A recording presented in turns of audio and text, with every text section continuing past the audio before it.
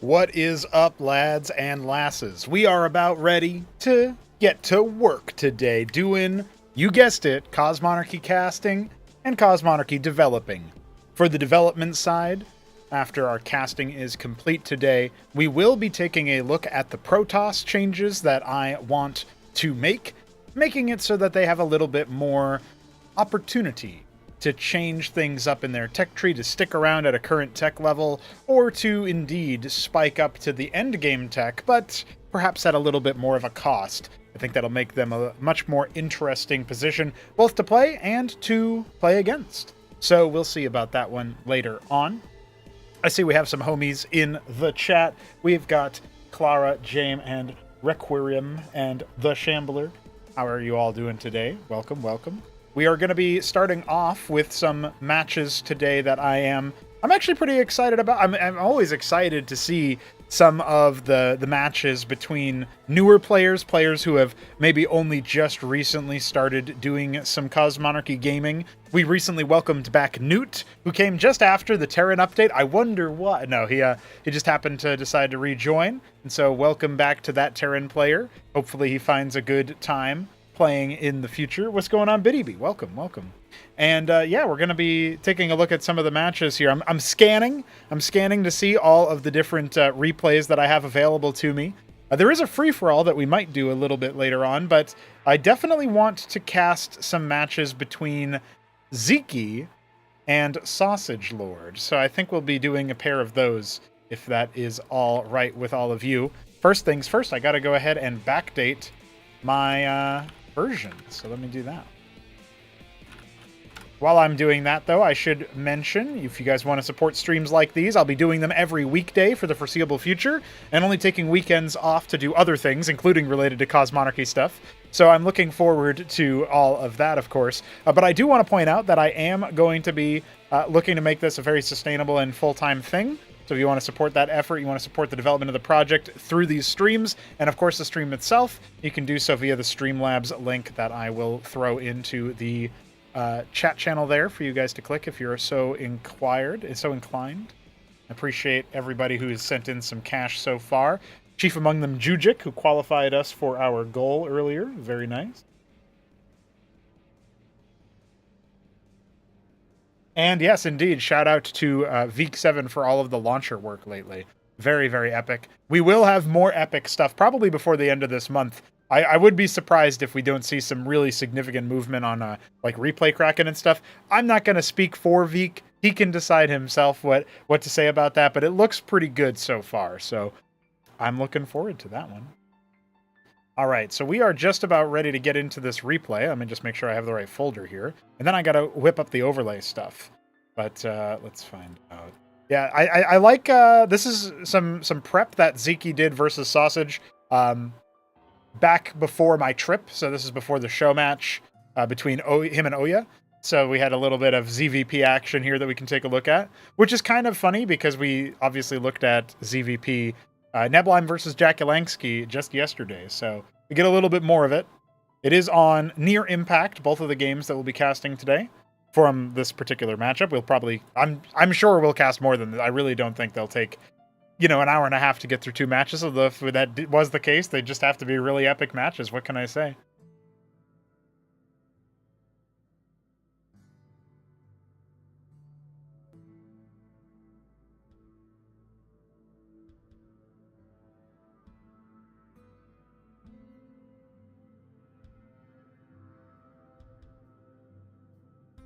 I'm really looking forward as well to when apparently Zeke played some games yesterday, just kind of for fun, or maybe earlier today it was, I can't remember. But the fact that some of the times the pros are just gaming to game that's pretty epic, man. I like that. So, sometimes I think to myself, I don't know if cynically is the right word, but I think to myself, the pros are probably only going to play when there's like a show match to get practiced for or what have you. And I did ask Zeke to come back for a show match at the end of the month. So I guess technically that's true. But for him to do it at the beginning of the month, it's pretty good. Plus he's repping CM with the Discord server tag. If you guys don't want your current server tag or you don't have one, I highly recommend adopting our server tag. I believe you have to be on desktop for that. But you should be able to acquire it by clicking on our one of the tags next to our name. And maybe there's some other way to do it. I haven't researched it enough, admittedly.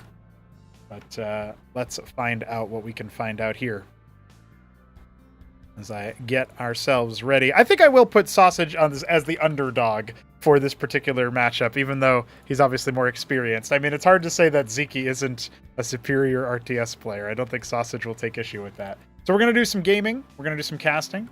And people before us are going to do some gaming. That's how that works. So I say let's get right up to it.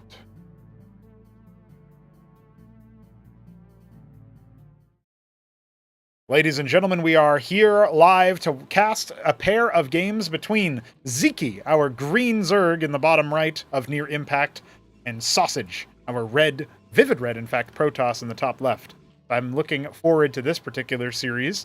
I saw that was submitted a while ago, and I definitely want in. I want in, guys. Let's see what we can come up with. Let's see what lessons we can learn here. This is obviously prep for Ziki's show match versus Oya. I guess that since he's played a little bit more of Cosmonarchy since this is cast, we'll probably see some older ideas, and maybe if we end up finding some more Ziki replays, we'll cast those too and say to ourselves, hell yeah, brother, that's epic. So yeah, let's just see about that. But I do love to watch some of the pro players and their development in Cosmonarchy and how it works out. Since I have a little bit of time here, and of course all of these are being casted live, I will go ahead and try to start up some kind of prediction. See if I can do that. Start prediction. Oh yeah, look at that. I can.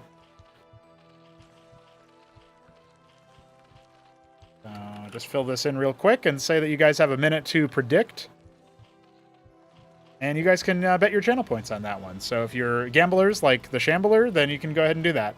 We do have a 2-gate start for Sausage, and it is going to be a pool first. No surprises there, with the hatch coming down relatively quickly here as well for Ziki. That is the style that he likes. He's making his 3 pairs of quads, and he will be able to hold the aggression from Sausage pretty easily here, since it's only going to be 1 Legionnaire, so no immediate issues.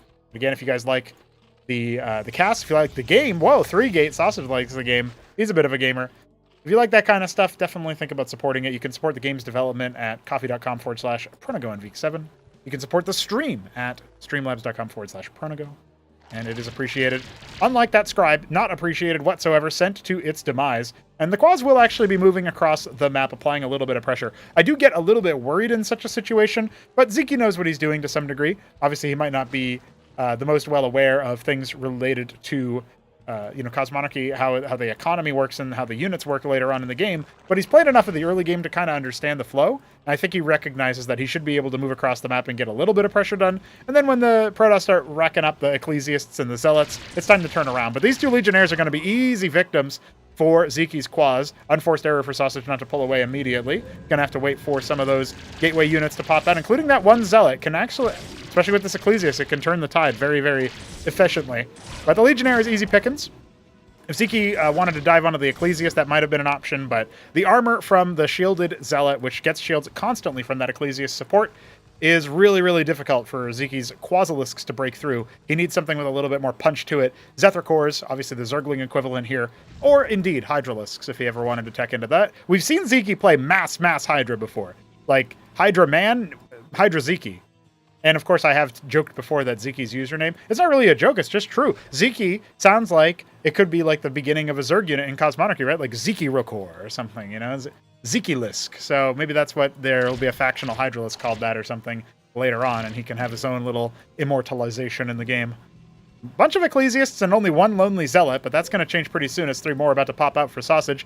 You can see he's also adding a Matrix, bringing that to bear inside his mineral line, his Vespine line, I guess. Making sure that his resources are shielded from a drop or a run-by. But there is going to be an Avaleth drop pretty soon, actually. You can tell that because that is indeed on the way for our Zeker. He's also adding a decent amount of static defense. He kind of recognizes that he needs to fall back and start making some military units. Going up to 4 Circuit, though. That should work out pretty well for Ziki. I don't think that the Protoss will be able to just kind of run by, especially when the quads kind of park right here. Hydra then started. He's actually not really opting to do much with in terms of military production. He's kind of counting on the aura of the Circuits to convince Sausage to, maybe take a different tactic. But Zealot Ecclesiast can overpower limited static defense. I really feel like Ziki needs a lot of Quas or Zets or something. Well, as of right now, running straight first with the Wounded Zealot may have been an error. But Sausage still has 6 Ecclesiasts. Yeah, he wants to see if he can just kind of walk past, and indeed he can. You gotta watch out for that kind of thing, and this is why static defense isn't all it's cracked up to be. One of the things that I mentioned a few times yesterday when it comes to... oh, that's not going to last for very long.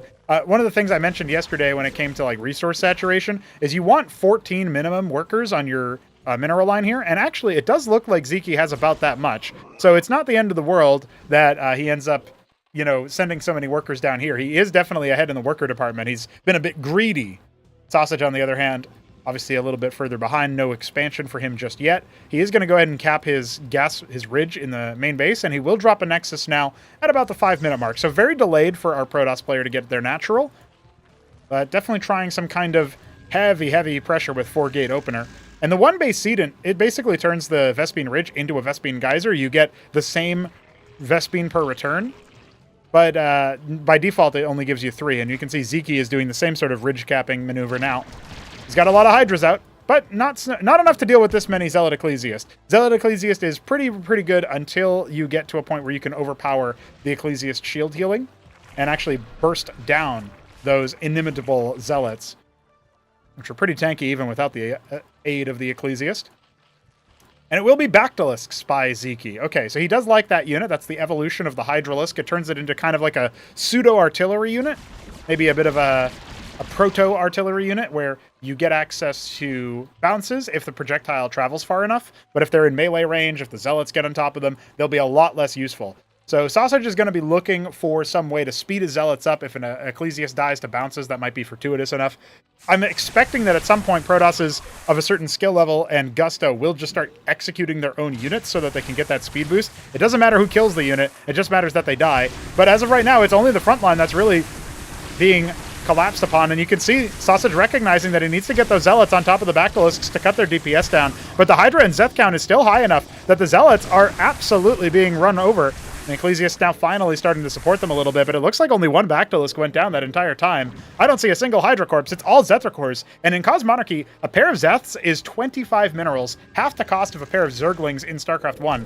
So it really doesn't matter that a couple of them get thrown away here and there. They're really good for just fodder. The real big thing that they cost is not minerals, actually, but it's larva. So you need a lot more larva. And that's why Zeke has gone to 4-hatch and the 1 Larvosk here.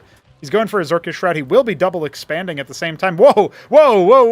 Quadruple expanding. No, I think he thinks a little bit better about that. Doesn't want to spend so many minerals on that.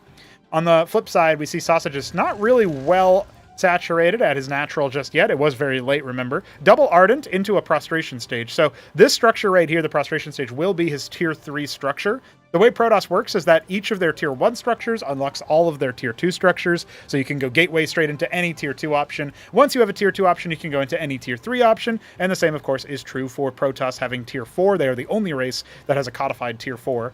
That is, of course, you know, any Tier 3 option unlocks all of their Tier 4 options. So pretty soon Sausage will have access to the entire tech tree, but will he have the resources to actuate it? I'm going to say no, not on 1.5 bases, which is where he's at right now.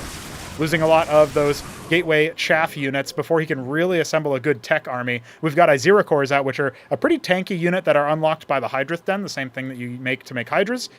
And of course, they are fairly good at just absorbing a lot of the pressure. They also deal a lot of damage in spreads, but I think the Ecclesiast shielding will mostly deal with that. You can see a little bit of a Gate of Hell situation here with the pylons coming in trying to distract Zeke's army, but it doesn't feel like this was that successful. A Mind Tyrant is on the way. We've got lots of splash damage from that Acantor, but the Positron gets cut down immediately, so no chance for splash from that one. The Acantor not being focused down right now might be a problem. This Bulwark repeatedly healing shields every few seconds to everything in the radius, but that Matrix will not finish. And the other one in the back is really busy just targeting a tanky frontline unit that is unlikely to ever go down. And all of the Zealots have already capitulated. There's a couple more coming in from the rotation, but the Bactalisk bounces are good. And even though they don't do very well versus armor, there's enough of them that they are absolutely cutting through. We've got double Acantor here and a Mind Tyrant to try to make it into a Malefactor. That will eventually allow for mind control to hit the deck.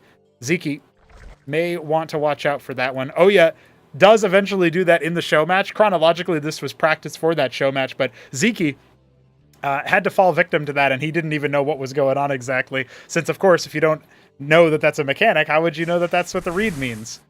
But, yep, that blinking one with the orange line attached to the Mind Tyrant is indeed a sign that any unit damaged by the Acantor here that then later dies will be turned into a mind-controlled unit. So expect a lot of those Zethar cores to do that, but the Lechizilus count is high enough that I don't know that it really matters. He needs to focus down that Mind Tyrant if he wants to stop the mind control from taking over all his front line, but the Lechizilusks, man, those Lurker equivalents just shredding even all of the Turncoat Zerg. It doesn't matter that they're being controlled. That Akantor does end up falling, despite the reinforcements, and there will be not a single additional mind-controlled unit unless maybe this one can go live. There it is. It's good, and so maybe that will allow a couple of units to turn their tail. But yeah, now we're starting to see a little bit of a swing. The Mind Tyrants, when they have this energy, that is actually indicating the overshield that they're providing the linked units that they have. And so that Akantor isn't going to take direct damage until, indeed, now the Mind Tyrant has no further energy. Now it might be focused down. Let's see. Oh, it's so close. He's probably not going to be able to get it with the slow from Maelstrom, and that will be a wrap on it trying to kill that. But look at what's happened in the process. There's so many more units streaming across the map, mostly Zethar cores, admittedly chaff that crowd control can deal with, but just a few Zealots over here. Are you really going to be able to deal with the Lakis in that position? Doesn't quite feel like it. He'll at least grab control of one, but there's the big surround.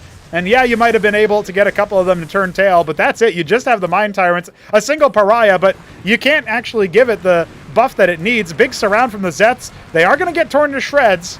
That's a little bit of a mismatch there, as that is a tier 3 unit powering through a whole horde of Zethar cores. And now it's going to be a malefactor to even the odds further. 2 more Acantors popping out. It's just Zealots coming in from now. I don't know if Zeke can actually close the match right here and now, but he has the advantage. He's up to 4 bases, and he does need to be able to just mass up a whole round of Hydras, I think, at this point. That would definitely turn the tide over. Instead, he's making a lot of Zoryus, which they're not bad in general sense, but I think he needs more Lakis at this point.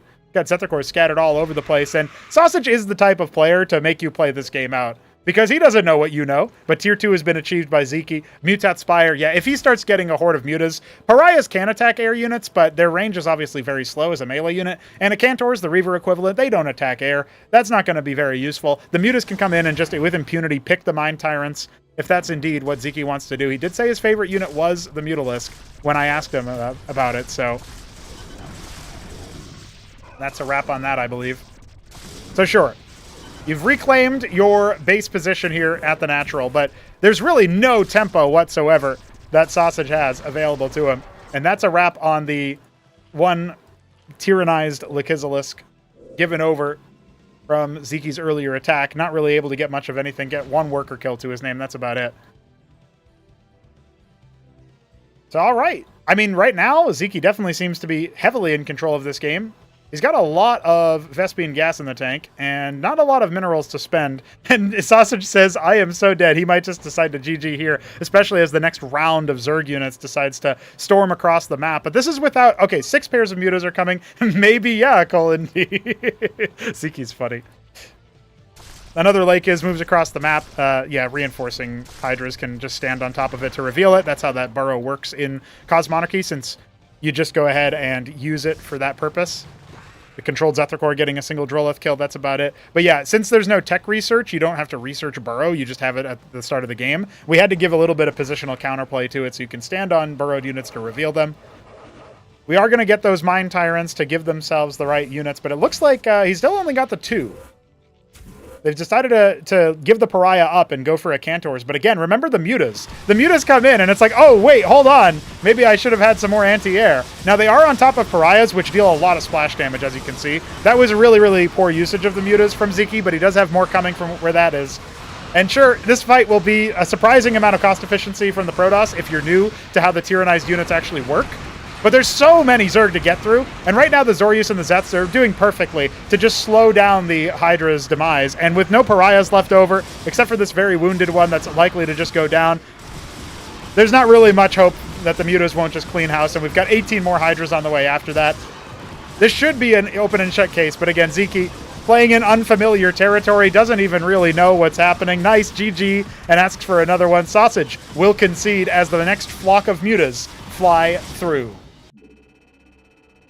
It took Zeke a little bit longer, but he does post up the dub.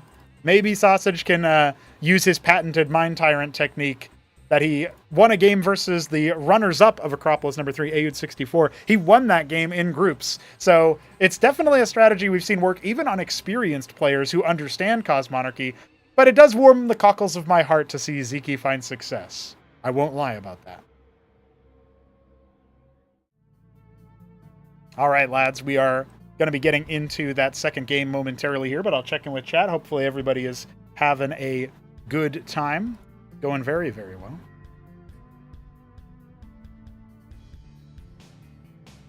That was indeed a Zeke dub.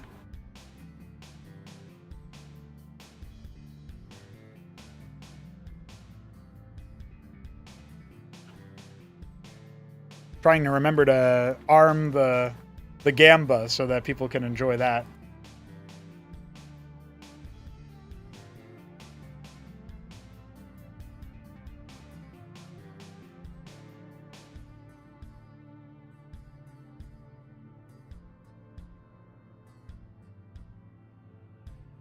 It's true, somebody needs to join the Twitch stream so that they can Gamba. Right now it's just Shambler all by his lonesome betting against the house. Unbelievable.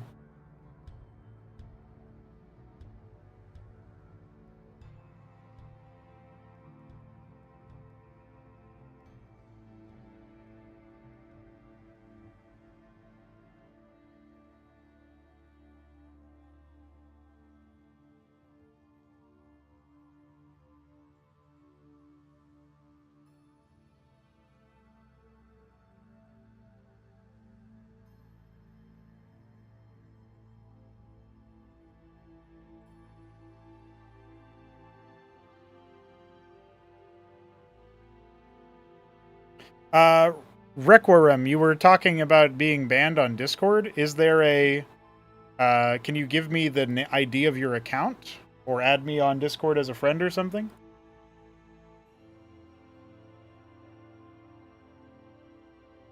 $500 on the lower seed. Ooh, betting on the underdog is the Shambler, I see.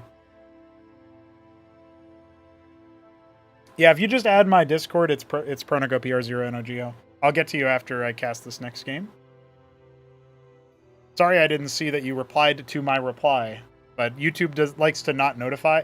After a comment gets replied to by you on YouTube, you don't see that comment anymore unless you go out of your way. And usually I do go out of my way, but I was on vacation for a few weeks, so I totally didn't see any comments. So that's the story for why that happened. All right, we're going to Near Impact again for our next game. So let's see how we do. Ladies and gentlemen, it is time for Game 2 between Sausage and Zeke. Sausage, once again, our Vivid Red Protoss. This time in the bottom right, Zeke in the top left, and it looks like he is the Maroon Zerg. Mutas was so bad, TT. If Zeke had used the Mutas more so as sniping the spellcasters in that last game, I think he absolutely would have run over the army easily. But in that situation, yeah, I don't think it was GG exactly. Zeke has had to come back from sillier situations than that. But that's okay. Sausage can believe what he likes. We are indeed going to be seeing Game 2 between these two. I hope it's a good one.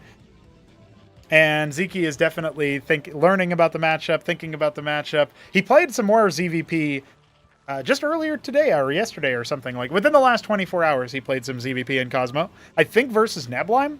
Neblime gave him some tips. Hopefully it works out nicely. I really do think that when you're seeing the Zerg players in particular join Cosmonarchy, they probably have the biggest learning curve. Because if you think about it, you want 14 harvesters on minerals at the beginning of the game, because each mineral in each main and each natural is always going to have 7 patches. And the formula for how many workers you want is going to be 7, or it's going to be 2 times the mineral count. So if there's 7, it's 2 times 7, right? So 14. And then you want 2 to 3 workers on the gas nodes as well. So learning all of that, that's a lot of workers for a Brood War Zerg to make. We do, by the way, have a little bit of a Warden pressure here. A Warden rush is going to be in the cards for Sausage. And Zeke is no cannoli. He might be going early hatch, but he has a pool behind this. So I really don't think this is going to work out to the best of his ability, especially as that Warden was placed way too close. That radius from the Hatcherosk still sees it. So that is a wrap there. And he doesn't even cancel the Warden. Oh, goodness. Well, Sausage is definitely flummoxed now. That should have been a gateway and not a warden, but instead, he's just got 2 Legionnaires, and that's it. The one Zetracor left alone to kill the pylon, all by his lonesome. Zeke has been in situations like this before in StarCraft 1, and probably on it, let's be real, he's probably had to deal with people trying to rush him down in Cosmo 2. He's played enough games. He's played like 40 games or whatever. He's probably seen a warden rush or 2 in that time.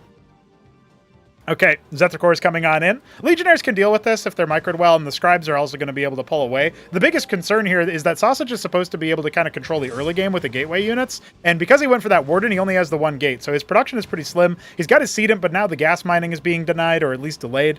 That feels really bad because he's invested so much money into this, and now a Worker's even going to go down. He's going to go ahead and try to drill on top, which obviously Workers are a bit more durable in Cosmonarchy, and the way that drilling works is also a little bit different.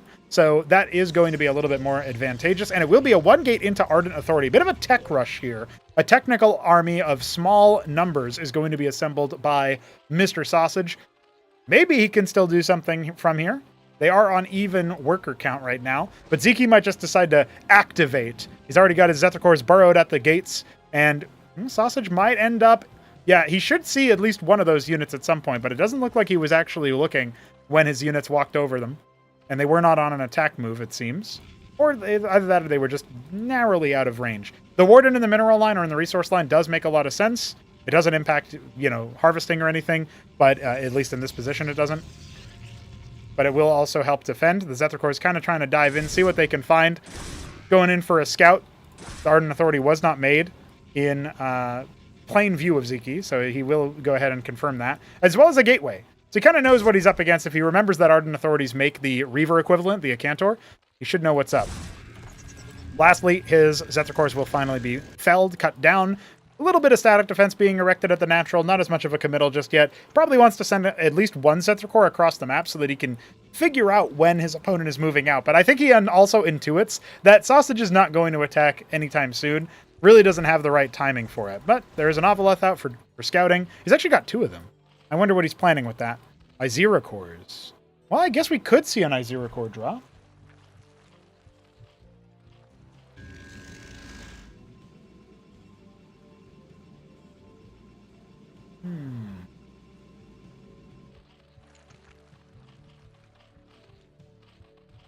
I want to see whether or not Zeke is going to do the famed Iziracor drop.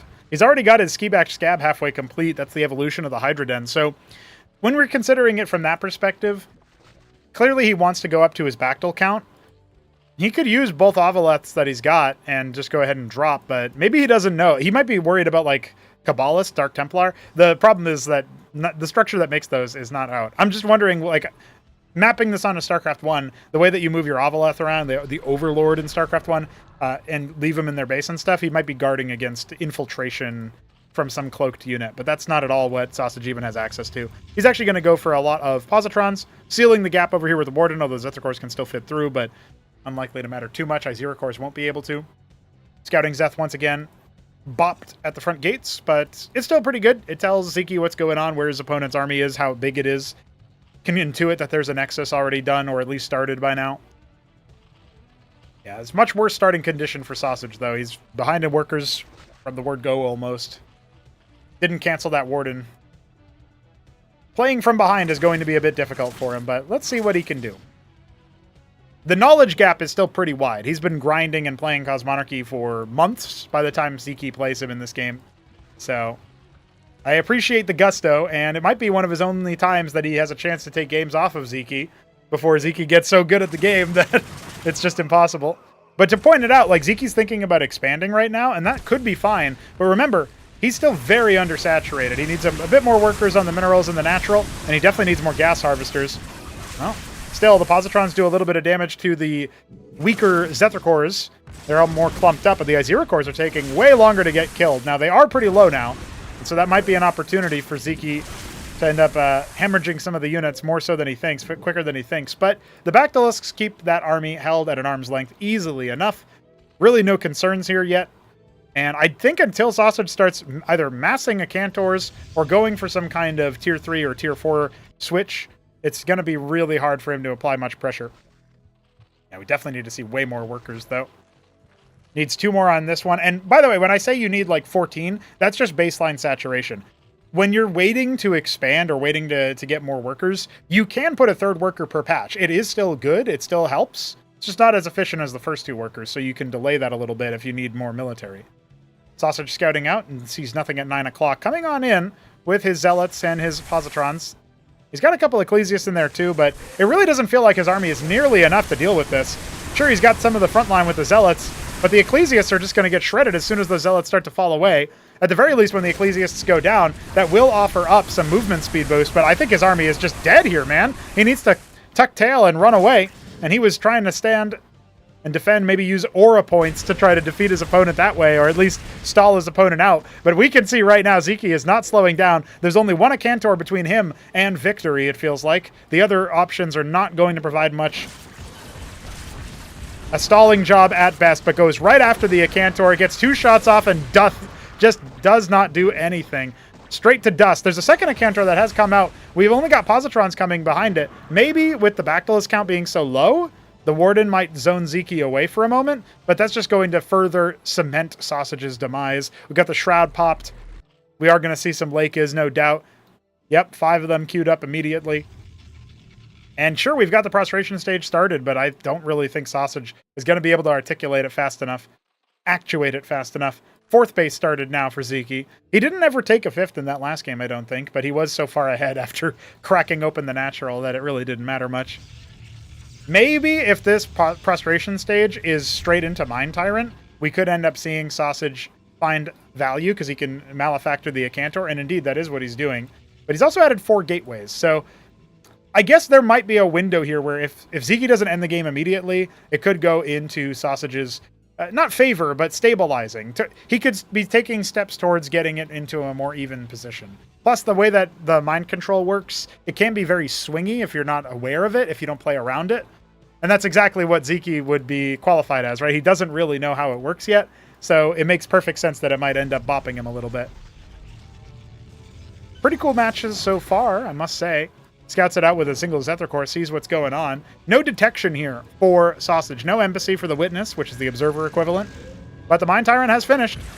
Can it get to the front line close enough to actually cast its spell? There's a really long channel onto that Acantor if he wants to start controlling anything. I don't think he's got the time. I don't think he can do it. He hasn't even cast it yet. No, he goes for the Maelstrom instead just to try to buy any sort of value he can get. It does increase the attack speed of his allies for a brief period of time, but I mean, with the Lake is here, and with no more frontline on the Warden and a lot less frontline in general, I don't know if it's going to be quite enough. Now, he does end up getting the cast off, but the Bactyls are here in force, and the Hydras, sure, they're on the way. A couple Zethar as well. The Lake is still here as well. Oh, that rally is brutal. Splash damage in a big way.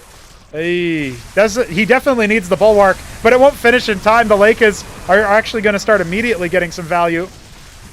There's such a small army here, man. If the Bactyls just go for the shot, you can see they drain almost all the energy of the Mind Tyrant in one volley. You know it's going to be pretty bad later on. And yeah, GG is called. Sausage knows what's up. When those Lakers burrow and the reinforcements come in, that's a wrap. Ziki will take both games. The second one a lot more comfortably than the first. And that will end our series between the two. So Sausage definitely, I think he said that he almost won one or something like that. I can't really remember what his verbiage was. I thought maybe he did actually have a post a dub in here, but those are the two that I got. That's the two that I cast. Shout out to Ziki for gaming with us in none other than Cosmonarchy. If you want to join us as well, pop into our Discord server or some such. That would be fantastic to have y'all. GG.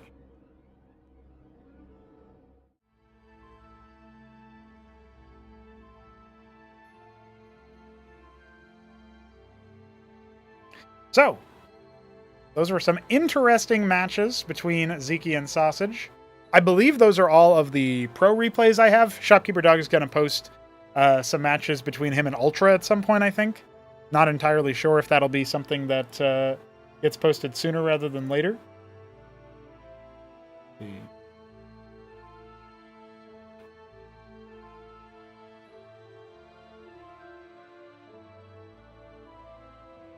I guess right now it really depends on if does chat prefer to have a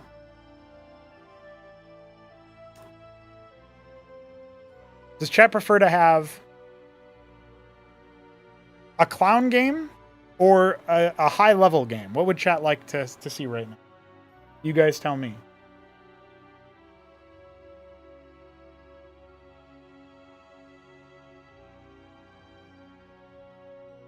We have 1 vote for clown. We have 2 votes for clown. Well, are there any votes that are not for clown? That's the real question. We got 4 votes for clown, 5 votes for clown. I agree with what Jujik said, especially. All right, clown it is. Please stand by. I'm assembling the clown.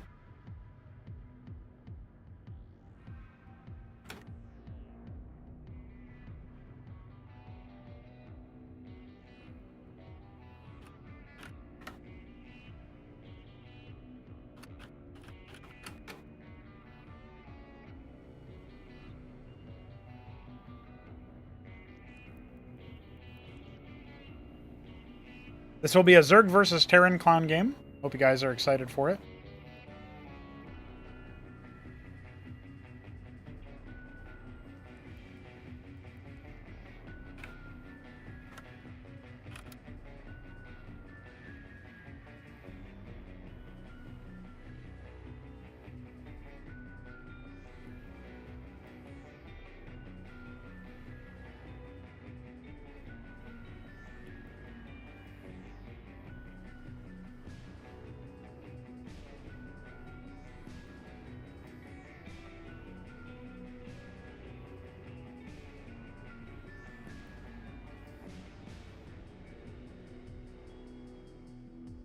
Okay, beautiful.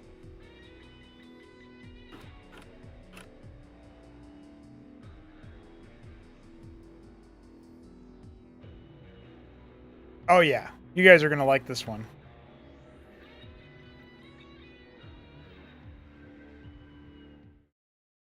Ladies and gentlemen, welcome to the Honk. We've got Blade Hollow, RWL, in the top left as our Zerg player. He seems to be chestnut, but it was golden brown. And this is Jimmy in the bottom right. He is our bronze? Saddle brown Terran. Okay, saddle brown Terran. Those are some hard, obscure colors to guess. And Jimmy will be going for a Stockade opener. And Blade Hollow, he'll be going for a Hydrith Den opener, surely. There it is. So, ladies and gentlemen, I present to you the clown game.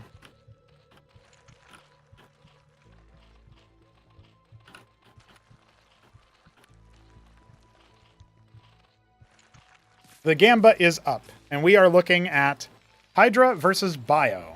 Well, more likely Iziracore versus Bio. He saved enough Vespene for a single Hydralisk if he needs it. Must be some kind of hamster build. Second Stockade already on the way for Mr. Jimmy.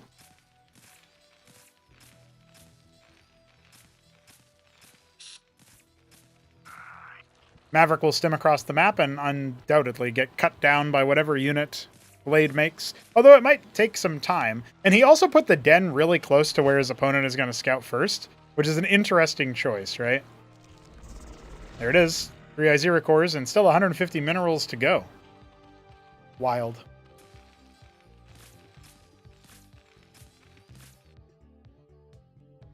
Two stims later, the Maverick arrives at the base. It might be a third stim pretty soon, which would be pretty funny. It will be the quad Iziracore strat. And now Vespene is being harvested again. The third stim, just as the Iziracores pop, but look at where the Maverick ends up going. Just trying to heckle things. I would love for if the Iziracores just kind of ignored this and then Blade like microed, but he's already lost a worker. This is slowing down his cheese very heavily. But at the very least, the Maverick can now get the hell out of there after his 1 worker kill and scouting out what's happening. And the Iziracores can saunter across the map. But I mean, single Hurakan, perfect. I mean, you could get a second one to be super safe. Fire bat equivalent here. No, don't keep chasing him, Blade. You have no... Ah, clown. Honk. Wasn't calling Blade a clown necessarily, more like just acknowledging the clowniness. No! No, Jimmy! No! Oh! Clown. Honk. Good grief. Adding the lodestone out of an abundance of caution.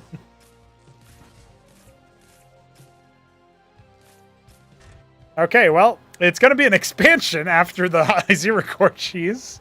And then a K-Grint for a second Larvosk, no doubt.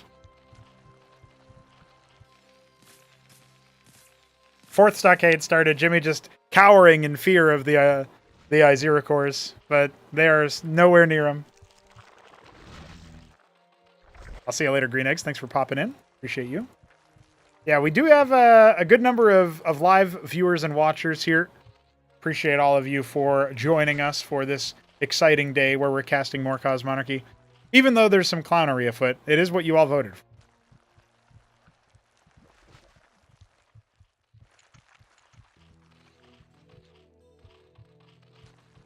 Wild scenes so far. The bio is moving out.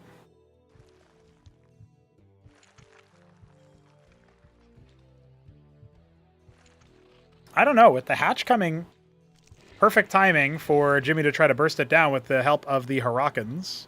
But the Iziracores are here, and 3 Hydras are about to pop. I don't know, I think this hatch is just dead, I'm going to be honest with you guys. But I didn't think anything that happened earlier was going to happen, so maybe I'm just wrong about that. Iziracores are just going to tear through these Harakans easily. But the fire keeps burning.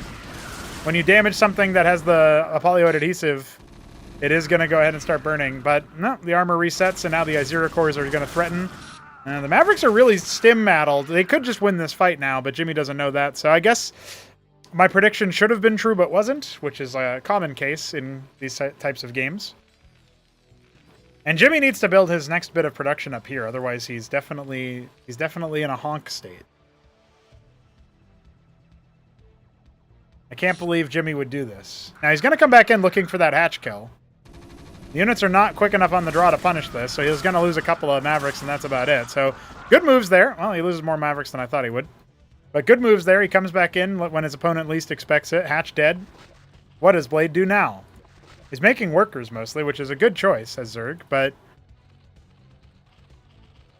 watching him select some of those one by one was an experience. Oh, there you go. Remake my expand. Ministry about quarter of the way complete. Maybe a third of the way complete. Star pad about to pop soon for Jimmy.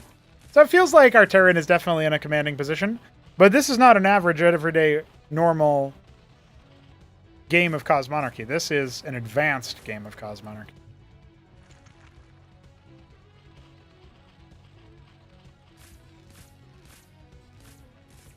Jimmy thinking about a watchdog? No, it's a fulcrum. I guess I'm fine with it being over here. I would prefer it a little bit closer, especially if that ends up getting a palladium add-on or something, you know?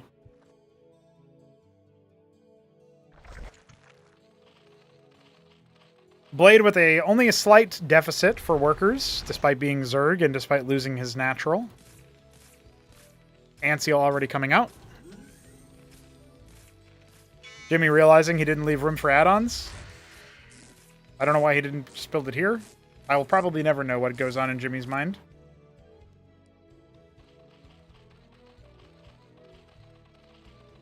I have many games that would probably be classified as something like these. So if you guys appreciate this kind of content, let me know.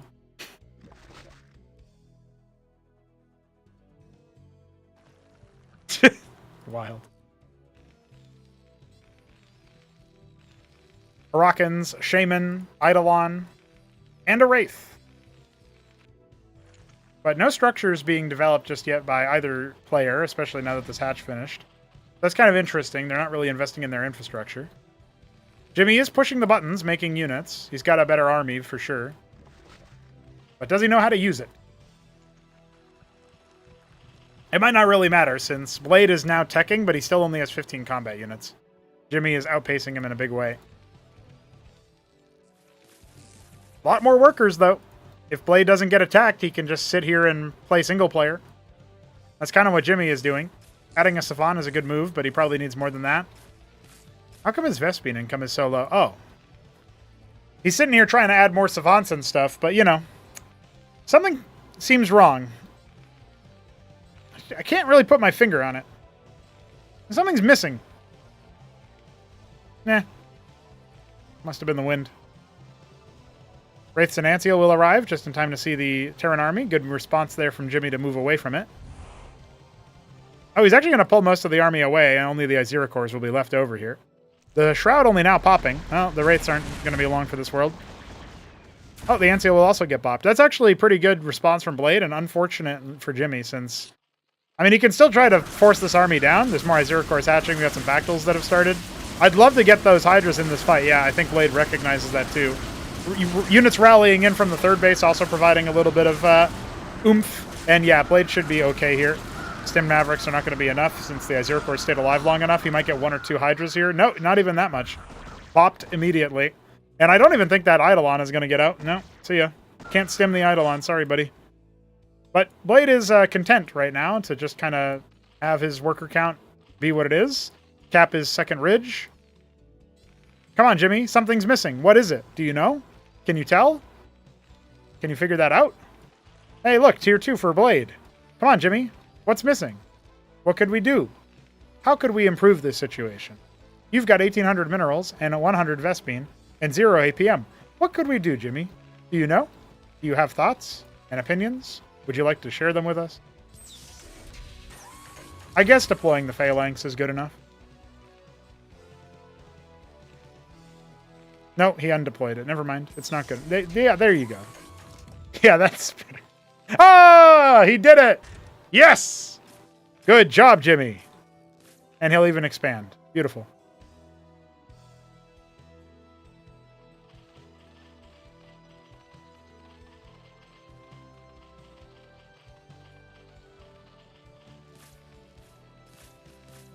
He's adding another stockade, but really he needs about 30 more if he wants to spend that bank down. Blade Hollow spends some of his bank on 15 Hydras, and his tier 2 is complete. What will he make next? I wonder aloud, so that the audience knows that I am thinking, and I am still alive. Jimmy, you never started your third. What could we do about this situation? How could we fix this?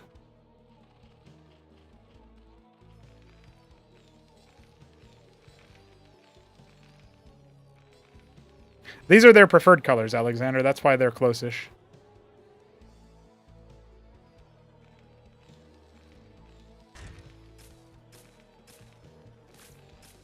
Matravel Nest for Blade, who's floating more money than Jimmy is now. Impressive. Star Pad on the way for Jimmy. He's got a lot of units, but I think Blade has more. And the power generator on Jimmy's side has been destroyed. Oh no, that knocked out the power to his whole city block. You can't do that. 6 o'clock, maybe where Jimmy wants to expand to next. He's got the money for it. Definitely has the money for it. Here's the tier 1 army. Mostly Hydras and Iziricors. In fact, completely Hydras and Iziricors. But it might still be enough as Blade has Vilgoricors on the way. But is he going to be able to break through this choke? I don't know. I guess one of the Phalanxes has already been popped, so there's a good chance that he can. But he's clumped up so much. Oh, it's an ugly fight. Blade is trying to make it happen. He's cut through a lot of the healing. The Savant is fully charged. The Savant is fully charged. There you go. Finally brought down. But I think the Mavericks are going to stay alive long enough. That Phalanx shouldn't even die. Yep, there you go. Jimmy holds. And now with the Vilgoricors out, Blade Hollow can link up with the rest of his army and... Oh. Oh, right. He ordered his tier 2, and then after his tier 2 units were on the way, he killed all of his tier 1 units. I understand now. Honestly, though, in isolation, that wasn't a terrible fight compared to attacking an entrenched Terran position like that. He got much further than I thought he would. Problem is, he could have just won the game if he waited for his Vilgs. But that's the kind of game this is, right? Coulda, woulda, shoulda. Finally saturating his third base that he took almost 15 minutes ago, even though the game is only 12 minutes long. Mutat Spire on the way for Blade Hollow.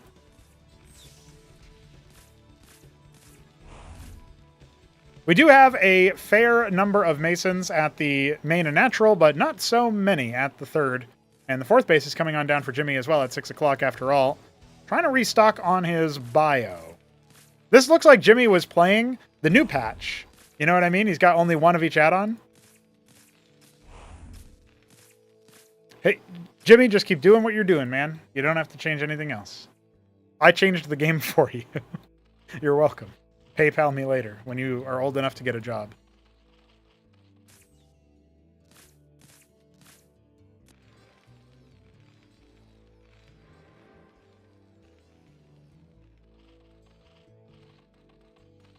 Bactylisk's on the way. We've got Zoryus and Vilgorikor for the front line. Going to be a pretty menacing army. And finally, we've got Tier 2 started for Jimmy. It does feel like he's still in a bit of a rough spot. He spent down some of his mineral bank. A lot of it queued Masons and Mavericks, but that's all right, I suppose, compared to not spending it at all. Ultrav Cavern now on the way for Blade Hollow. So I think he wants to turn these Zoryus into Ultra Cores. If that happens, the army that he's got is probably just going to destroy the army that Jimmy has. One saving grace is that he does have some air units, but I think the Bactyls will deal with them. There's 12 of them. Kind of unlikely they'll die prior to that. Oh man, there's so many Zoryus. Protathalor's on the way as well, so never mind. Taking the 12 o'clock position for his 4th base. So far, our players have mirrored each other's expansion habits. We even got some Gosvaleths on the way, and they're going to go ahead and harvest from the treasuries in the middle of the map. This is the first time we've seen this behavior. I can't believe it.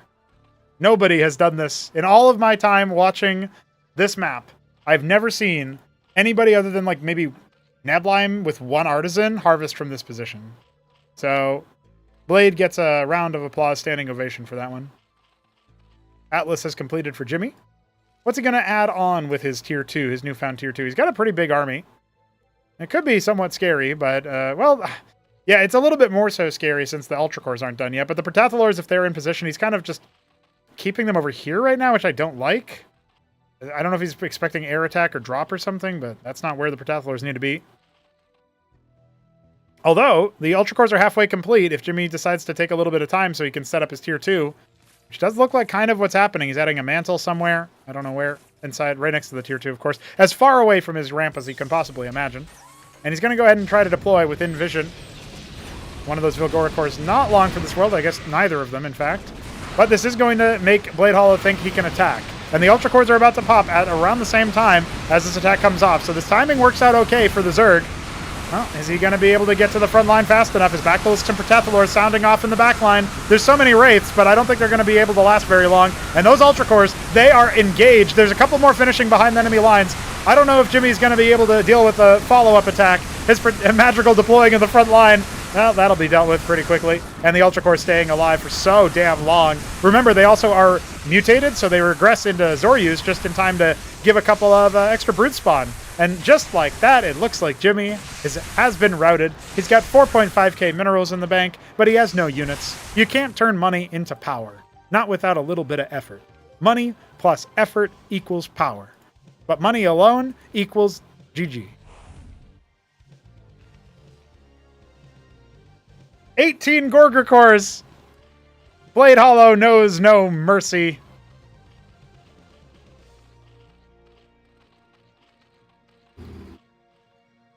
I can't believe this. We've got more Bactyls on the way. I mean, that army could just end Jimmy's career, but Blade doesn't actually know that.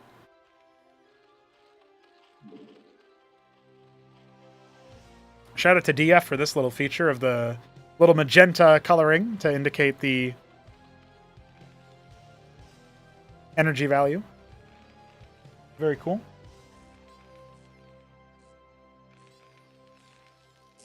I love this production tab. Despite all my button pressing, I am still so rich instead of so powerful. Delicious Vespine gas.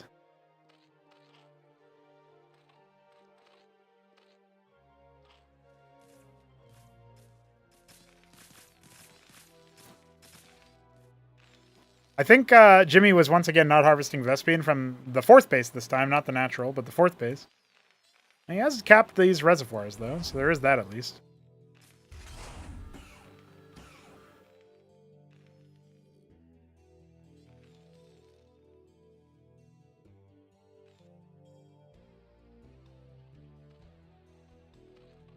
Oh my god! Wow, Blade Hollow really doesn't know any mercy. He's just waiting for money. He's doing some mental math. And he's actually just going to go ahead and make a bunch of Zarks from Gorgs, so that even when you kill them, you still die. Beautiful. Is there even much splash damage versus air? I guess he's got Cyprians, but he has no way to rend the armor, so that's not going to work. Madrigal, yeah. Okay. If he had like 10 more of those, I'd feel safe.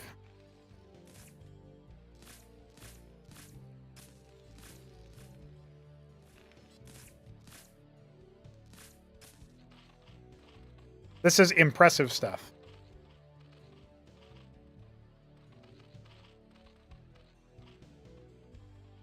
What do you guys think? When I'm deciding which game to cast, I feel like maybe I should pick out a set of games that I'm going to cast in a given day, and then have you guys rank order them with some kind of polling software. That's what I think.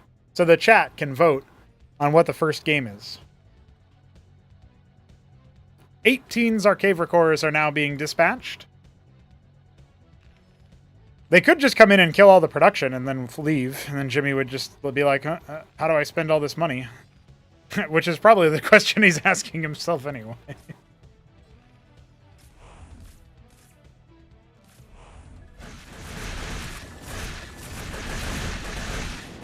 Jimmy wants Class 3, Jimmy wants Tier 3. It all makes sense. Unfortunately, Jimmy has no third base, so Jimmy has no base 3. Hi. I would like to eat your air stack and workers, if that's okay. Delicious. No, Ahmed! Ah, Ahmed was eaten. There was one Ahmed in that lodestone. The siren pulls them closer, and then they eat all the air units. Oh my god! Brutality. Devastation.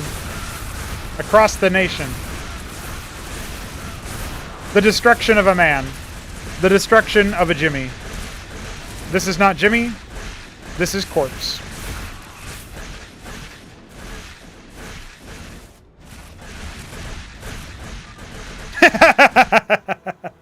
Yeah, I didn't really expect a GG either.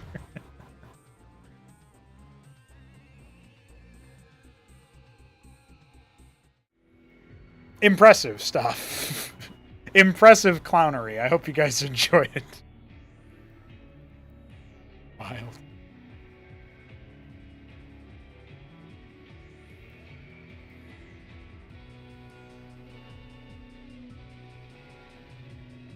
What's up, Shop Dog? Saw you earlier in chat. Hope you're doing well.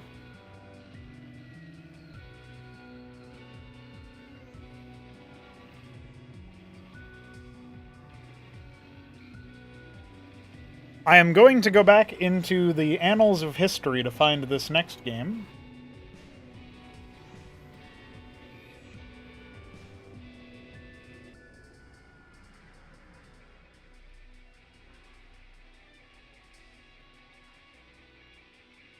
I guess it's probably this then. So I have a, what do you call it?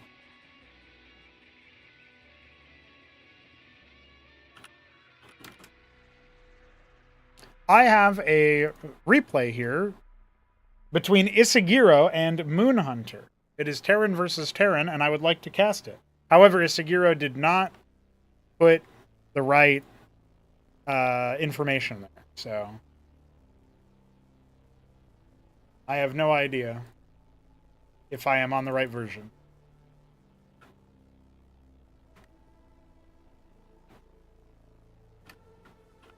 But come on, guys. I would never miss an opportunity to cast Isagiro versus Moonhunter. Isagiro returned to us in the same way that Newt recently returned to us. Terrans are healing. We love that. That's what we're going to go ahead and check out now.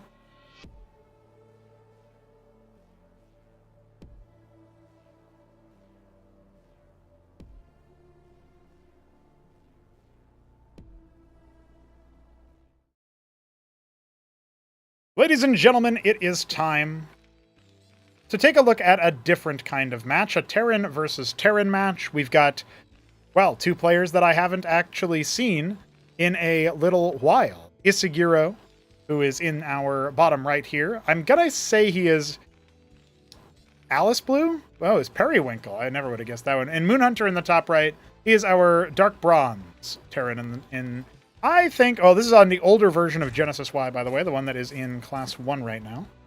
And I'm thinking that... I can't really predict the outcome of this match. I'm just filling in the gamble on Twitch right now, because of course all of these are streamed live. And I don't know which one to pick. Isagiro used to play a pretty good Terran and a pretty good Zerg, Like maybe, I would say he would probably be class 2 relatively easily. And Moonhunter was almost certainly, class 4 at his trough and class 3 at his peak, right? He did take a single game off of Hepsea once in a cheese back in the Ascension 7 days, but Hepsea was able to defeat him relatively easily once he knew to look for that cheese. And Moonhunter does like his Mavericks, and that's why he's making a Stockade, even in TVT. And Isagiro is going to play it a little bit more standard, going for double Fulcrum. See what he gets up to as the scout comes in. Moonhunter is actually floating a bunch of money already. Is he going to, like, Stockade expand or something? That's the question I want to know the answer to. Always a little bit more of a low APM player, and you can tell that right now. 400 plus APM for Isagiro, getting warmed up. Moonhunter, on the other hand, he's letting his coffers spring wildly out of control. But he has shot up to at least triple digits APM. While we're watching this, quick reminder, guys. If you want to support the stream while I'm doing these casting and development streams, every weekday for about 3.5 to 5 hours is the time range. You can support it at streamlabs.com/pronogo. It is much appreciated. Trying to earn $50 a day as a general goal. So if you want to contribute a couple towards that, that would be kindly appreciated indeed. And of course, if you just want to support the game itself, you don't care much about whether it's from the stream or not, coffee.com/Pronogo and Veek7. Veek has been doing tons of work lately. Very cool. Hopefully we see you on one of those, or both. Some legends have done both. So it's going to be quintuple Stockade, tons of Mavericks, and Isagiro with double Vulture production, and his own expansion on location. He doesn't know quite what he's in for just yet. He's got 3 mines between his 2 Vultures. If he can get past the bio and actually see what his opponent is doing, that might give him some good information, because, Moonhunter might be expanding on the high ground, right?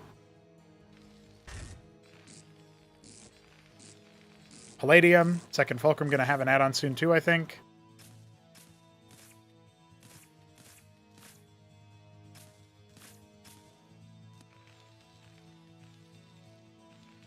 And man, 5 Stockade, Mass Maverick. Moonhunter is my kind of player, man. I like this guy.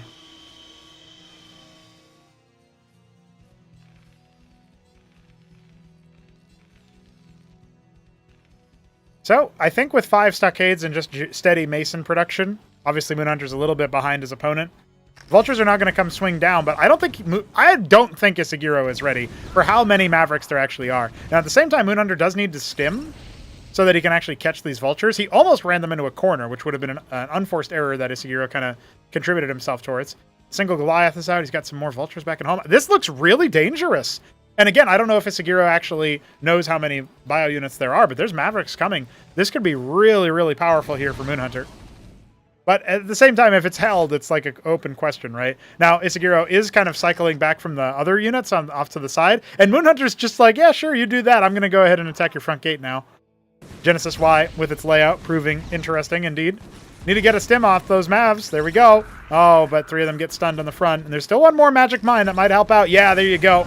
And the anchor should be able to get up as a result of that. These 4 Vultures off to the side, finally seeing some casualties on the side of the mech player, but it comes at the cost of all of those Mavericks, so I don't think Isagiro minds the situation as much. He will end up losing those 2 Vultures at the last second. Okay, I did not expect 233. that. That's a lot of 3s. That is a lot of 3s, dude. And you fucking bamboozled me with that sound effect. I hope you appreciate that.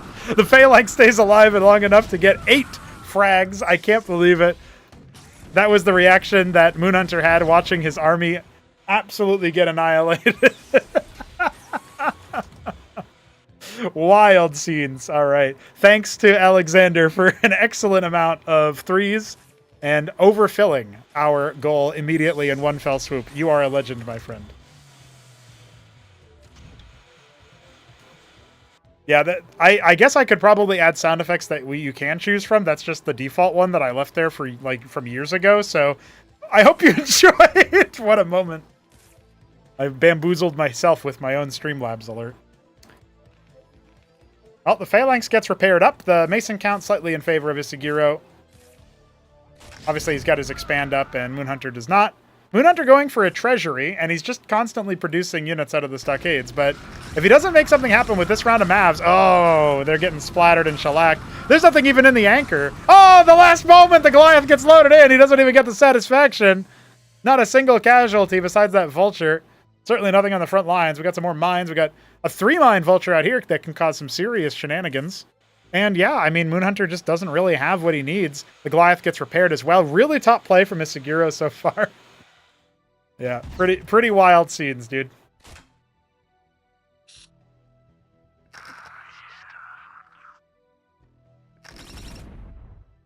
Impressive. Truly impressive.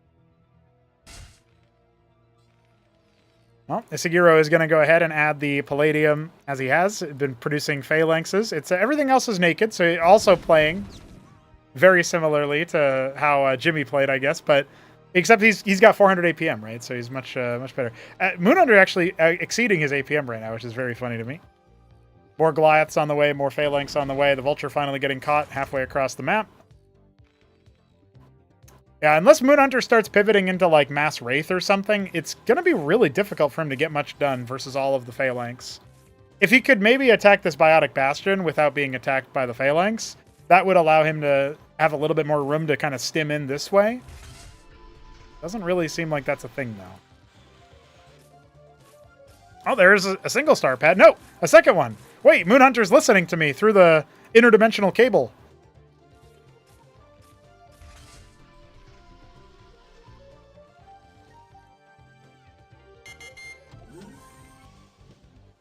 God damn. The string of Mavs.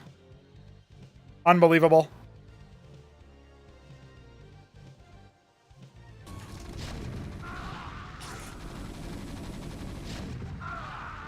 Massacred.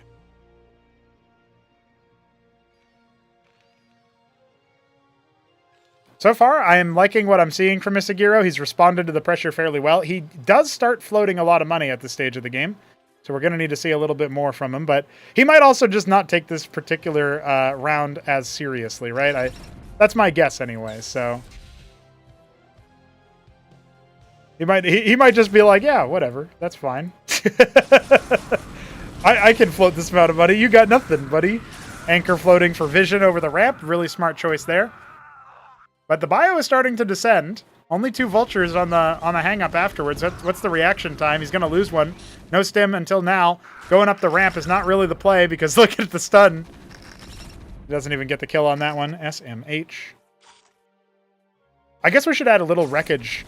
Really tiny wreckage for the lobotomy mines when they get popped. That would make sense to me. The bio is off to this side, but this isn't like Reapers. You know, you can't just jump over the cliff right now. Not Stormtrooper. What are they called? Storm Marines or whatever from Warhammer 40k. That's another thing that is not. Oh, but the flank is set up, though. This might be a better move than Moonhunter realizes, that Isaguro is prepared for, but he's got too many Vultures and Goliaths on the other side. If that army that's moving off to the left side was actually still here, that would be a different story, but it's only actuating now. It might still be able to overwhelm the Goliaths, especially as these Mavericks delayed the mech. But if the mech just decides to move up here, and the reinforcements hold the attack, it's over for Moonhunter, and we're going to be ending our Maverick madness.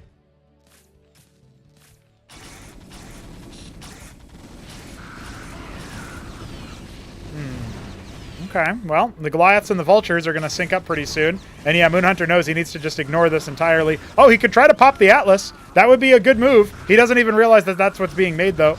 He's going to go after the workers. That was great friendly fire from Isaguro, shattering his own worker line a little bit. But still, with all that worker damage, Tier 2 is a quarter of the way to completion, and Isaguro is still up by 6 workers. You can't make this shit up. Now, he has gone for double star pad for Trojans. That is what Moonhunter has gone for. He's trying to transport his entire army for a doom drop into the main, and he might have just bought himself enough time to do so. I think he has to go with what he's got. I don't think he can wait for it to finish. And at the same time, he doesn't have any units to defend himself versus the counterattack. Where does he fly forward? That's the question. Or is he going to try to drop onto the army from the counterattack? I don't think that would work as well. No, it looks like he's going to ignore it. The mine, I don't think, saw it. Isaguro won't know that this is going to happen until the watchdog starts to sound the alarm. Yeah, Moonhunter going to start an anchor, see if he can buy the time. I don't think that the answer is yes. We might enter into some kind of strange base trade. No! Oh, Moonhunter has flubbed the attack, and now I think the jig is up. He can try to unload on the third base, but that is not a critical target. He needs to unload somewhere else and go straight for the natural or the main production. Maybe enter into a base trade situation. He's got access to star pets. He can make wraiths. He can try to deal with that, but the big drop onto the main is a big move. He's got Mavericks on the other side. Can't get to his anchor in time. Doesn't have anything else on the high ground. He just wants to stall it out because he knows he can overwhelm the production, forcing liftoffs left, right, and center. A Phalanx will finish, but that's about it looks like.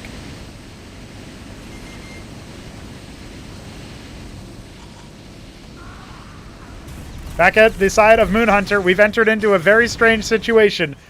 He's got lots of Mavericks, but not a lot else. I would love to see him try to focus down the Goliaths and then use Wraiths to deal with everything else. That would be a good tactical move. Looks like instead the Fulcrums end up landing. There's no more unit production right now for Isagiro, but he still has plenty of cash to splash and still pretty good income at his third base. He's evacuated all of his workers there. He is shutting down all the production on Moonhunter's side. It looks like the move now. Oh, he lost one of his... Oh, man, that is brutal. He ended up losing to one of the Watchdogs, one of his Trojans. That is not good. Still, he has one last chance. I don't think his army can do the difference. Look at all the vultures that are still around. We've even got an anchor to throw in. And there we go. He's going to try to unload, but I don't think it's quite going to be enough, especially with that unsiege giving the extra armor. The stem is not coming out. The stem was not fast enough. Is he still got enough? The Harakans have shredded so much. Hold on. Moonhunter fights on, and he deals with most of the Phalanx. That is incredible. Remember, he's still harvesting, but Tier 2 is starting to actuate, and there's a big deployment. The Phalanxes, they're going to get one last shot. Oh, it's only good for 3. Hold on, all of a sudden, we've got the hypest game we've casted on stream yet. Wild scenes, 2 mantles under construction. No other production. He's got 1 fulcrum that's not even landed. All of the army dealt with. Bio continuing to be made. That stockade going to burn down. I don't think Moonhunter's going to know.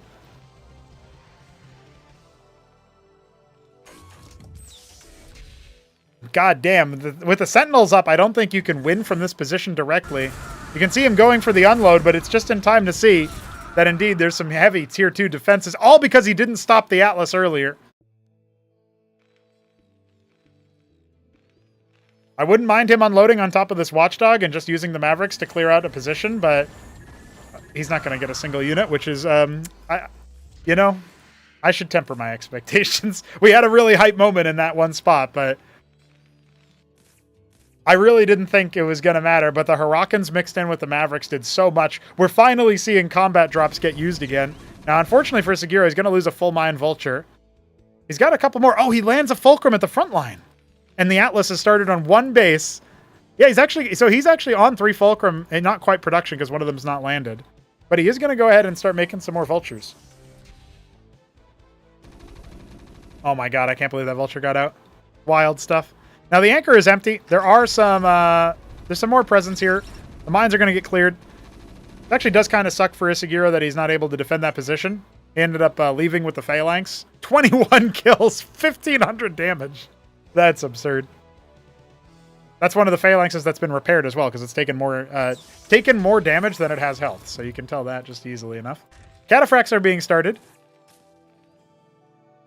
I feel like Cataphracts are countered by an Phalanx or even Eidolon, and you don't need the Atlas for that. So I'm curious what Moonhunter wants. He might just decide to go for like Sundogs or something. Got a big Vespine bank. Maverick's still moving around. They clear one of the vultures, just kind of sitting there.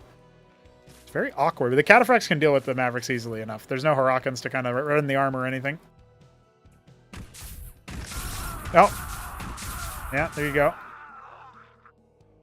The real Laser Walker. Forget about the Colossus.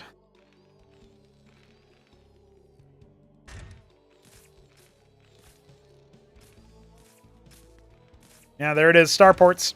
The gas bank going to be used for that purpose. He really needs more worker production. He's been on 1 ministry the whole game. So here's the way that this can work out well. If we see him go for Sundogs, he is going to need a lot more than you would think because of all of the Cataphracts. And there is no detection, so that might help out. If he goes for Gorgons, he can combine them with the Mavericks pretty well, but the Sundogs, they move so fast you can't really keep up in the same way. Here comes some Mavericks to try to kill this Fulcrum and zone it away. He's actually adding a couple more. That Scout is pretty good, though. It sees the Tier 2, it sees starports, and now Isagiro can prepare. He's actually adding some treasuries. I'm not quite sure where. One of them is over here, and the other one's... Okay. They're both kind of in the choke of the natural. Cataphracts have marched across the map. Yeah. Oh, Wyverns. I didn't consider that as an option. Unfortunately, it might not matter. Cataphracts will be able to deal with them. Hey, that is an ugly situation indeed. Well, that treasury ain't going nowhere fast besides hell. Dies at around the same time as the Fulcrum. You got 6 Katas. The Wyverns are going to take some time to get up, and yeah, I don't think 2 of them is going to be nearly enough. Maybe if you had the same number of Wyverns that we see Katas, you could take a fight with the bio, but as of right now, he's not even making more bio. I think this is where we see the story end. Isagiro is going to go ahead and just eat this one up. See ya. Both Wyverns going down. That's got to be GG. And there we have it. Shambler calls it needlessly close in chat. I'm inclined to agree, but at least it was exciting. And apparently Godwheat was also watching at the same time. GG's. Isagiro will take that dub. And really cool stuff from Moonhunter. Glad we got to see something out of him. He is such a funny cat.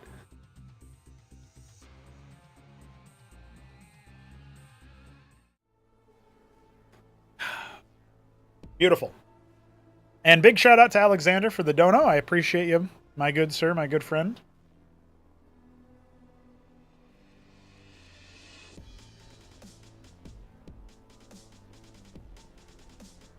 So what do we want to cast next? How long have we been going? Oh, about an hour and a half. I wasn't sure if I was going to cast another set of games.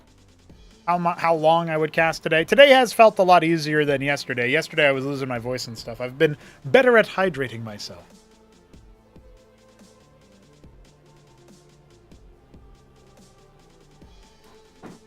Case in point.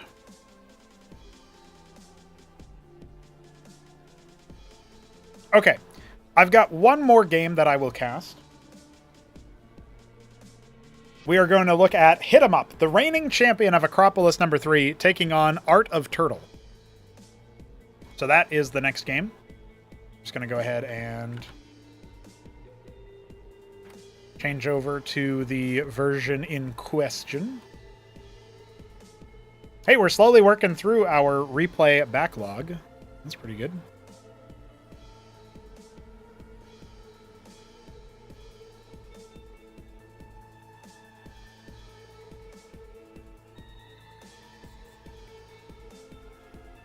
Okay, so this is going to be a Protoss versus Zerg. We end the game. We end the day's cast in the same way that we started it. PVZ.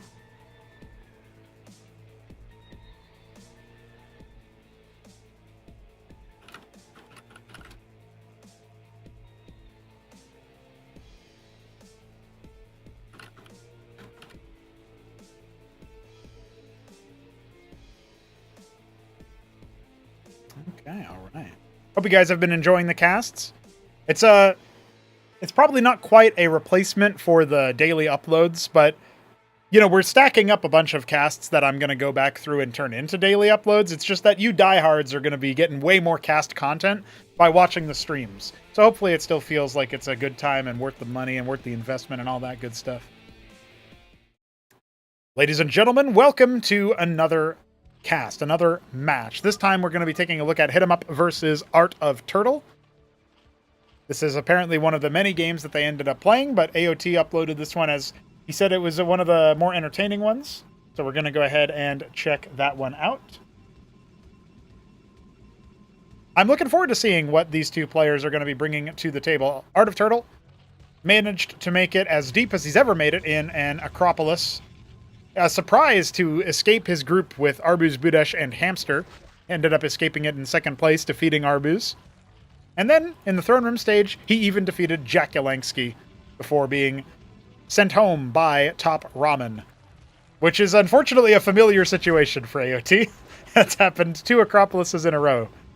Before that, I think it was it Hapseya into... Oh, I can't remember who actually defeated him in the throne room stage of Acropolis 1. It's been so long.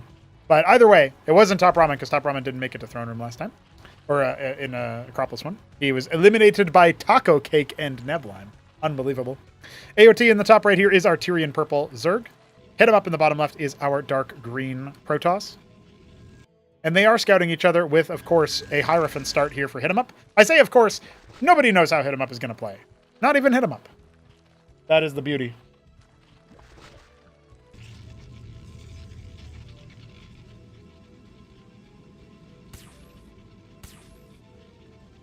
I do like a good AOT, by the way. A good AOT match is always fun. I think I have a couple more of him playing in here in my replay list. Yep, some Aoud, some Shopkeeper Dog. Maybe a Shambler one here and there. Yeah, all the way back in the 20th of June, I have a Shambler versus AOT match we're going to cast at some point. So looking forward to those kinds of games. Always a fun time. All right. Hit 'em Up has gone for the fast Sedent. I really wonder what Protosses are thinking when they do that. Usually it's some kind of tech rush, but it always varies which one. Is it going to be one base tech from Hit 'em Up? Let's find out. His Hierophant is moving across the map. He should be able to catch the Droleth before it can escape. So already up by one effective worker so far. And it will be a Rogue Gallery follow-up. Oh, look at that. Actually, I was wrong about the speed estimation there. As the Quaz will riposte the assault and the Droleth will escape. Good timing from AOT to get out of dodge before the Hierophant comes in. That's a timing that you have to watch out for. In the same way that if, you probe scout a Terran in Starcraft 1 as PvT, and then you have to get out before the Marine pops out. That is kind of similar. All right, second Larvosk into Hydra's Den. Very fast off of the single base for AOT to go straight into Hydra's. But it makes sense if you're worried about some kind of gate condition.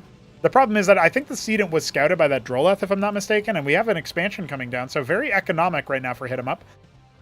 AOT on the other side is, of course, going to be going for the Hydra's Den, and then probably powering onto a second base a little bit later, especially with that third Kagrant going down. I don't know if this will be a Larvosk or not. It could be, based on the gas, or we could end up seeing a really fast Ski-Backed. But time will tell. Obviously, we have a Kabbalist coming from that Rogue Gallery, which is not a surprise to anybody. Double Hierophant at the front lines. A third one is popping out of the gateway now. And an Ardent Authority will be the next move. So, Rogue Gallery is considered Tier 2 in the same way that our Ardent Authority is. This is not a Tier 3 rush. This is just a sort of side grade into more Tier 2. All right. 7 Hydras immediately queued up. So this is going to be a fighting force that AOT has. He's added 2 more after the fact. Kept his Vespene for that purpose, so this was not a Larvosk after all.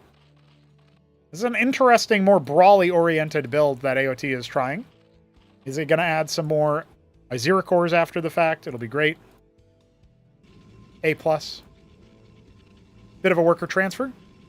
So keeping a good number at home for the main base, but has a good injection of minerals now. And the Kabbalist will make it in, but there are some combat units ready for action here. I think, yeah, actually, AOT even saw that. The Hierophants might pressure the hatch, but I don't think that'll be a huge deal. Avaleth already started for AOT, and yeah, Hit 'em Up knows that his opponent saw that, so he's not going to go ahead and give it away for free just yet. He was going to park it outside the base.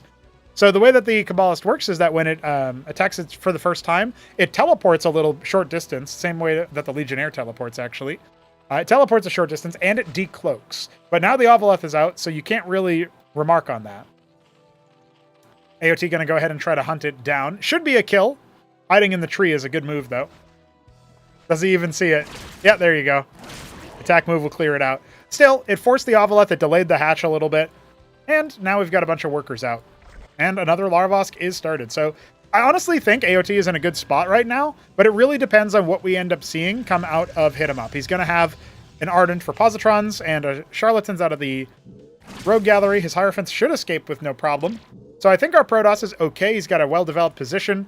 AOT can just go ahead and send some of his excess workers over here. He's got 24 Droleth, so he can send 10 of them down here without losing any mineral efficiency. And I guess on Kingwa Valley in particular, because of the diagonal pattern, it's probably closer to like 15 or 16 baseline saturation for your mineral line here. It's not that much of a difference, but it is enough that, adding 1 or 2 more workers is probably not the end of the world. I would say 2 for safety, personally, but finally capping his ridge and mining from the natural. Yeah, gas was always going to be the main limiter here for Art of Turtle, which makes a lot of sense.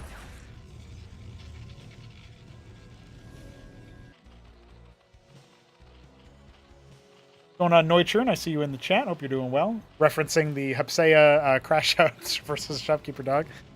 Then again, Dog said that he just wasn't having fun. It wasn't that he was angry, so probably unfair to call it a crash out. Was a rage quit or just a quit. You guys can decide that. 3 Ovaleths started, so AOT definitely thinking about drops. Makes a lot of sense here. 10 Hydras. Definitely a large fighting force is what AOT is going for. And Hit 'em Up is just going for Mass Warden. Very interesting.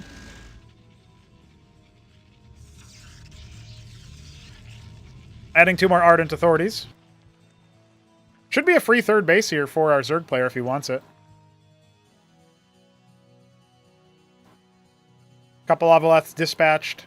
Still hunting around for more Kabbalists. I do feel like you almost want some kind of static detection. Like the Khaz'it is good for this. But an Avaleth over here as well, just kind of embedded in the base. Doesn't suck if you're worried about that kind of thing. It is expensive. It's 50 gas per Avaleth, so not nothing. Wow. So this is going to be like Positron Servitor spam, I think. I don't think we're going to see too many Cantors. The Charlatan will allow attacks to deal an extra 50% damage. It either comes hit scan immediately or like a projectile. It'll be launched from the attacker afterwards. Oh, that was actually really important. Hit 'em Up didn't put down his Nexus. I think the Quas might have been blocking it. So now he's got to clear this, and that does delay his third base a little bit. Hydra's now swinging on down as well. There's some Zero Cores mixed in, but it is mostly Mass Hydra. Shades of Zeki right now. This game was played on the 17th, so it would have been around the time that our first show match was being played as well. No real surprises there. 1 Zero Core will finally be brought down. A lot more Hydras on the way. AOT definitely emphasizing that, and at some point he should probably think about transferring a big worker amount or just sending another round of workers in the direction of his third base so he can actuate it. We do have the Nexus about halfway done now at that third base for Hit 'em Up. Really good concave. Avaleth soaking up some damage as well. Hydras are going to be just fine here. Probably wants to split him up a little bit. He's actually waiting for his Bactylisks to finish over towards his natural, so I guess that does kind of make sense. Diving back towards the rear of his third base, and he will end up losing a lot of the Hydras on the one side, but now with the Bactylisks here, this really should be an easy cleanup. Servitor will pop, and that will speed the rest of the units away safely, including the Witness. And 11 workers just got sent up, so we are going to see a saturation attempt at this third base after all. I feel like AOT did lose more Hydras than was absolutely necessary at the third, but you do have to respect the Positron heavy composition. If you don't split your army, they will deal a lot of splash damage. It just sneaks up on you over time. And Hit 'em Up is kind of opting into that, right? He's making 4 Positrons a rotation. He's got so many back at home. This will be a scary army once it gets actuated. If AOT can make enough Bactyls, he can kind of repost it that way.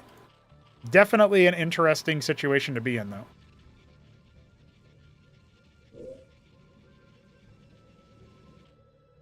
And as Dog points out in the chat, Charlatans are definitely a good move.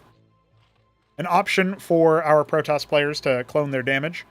They are pretty gas intensive right now, and you don't often make rogue galleries, so they don't get figured in too much. Maybe if they were used more often, other races would have, other players in general would kind of know what to do about them a little bit more.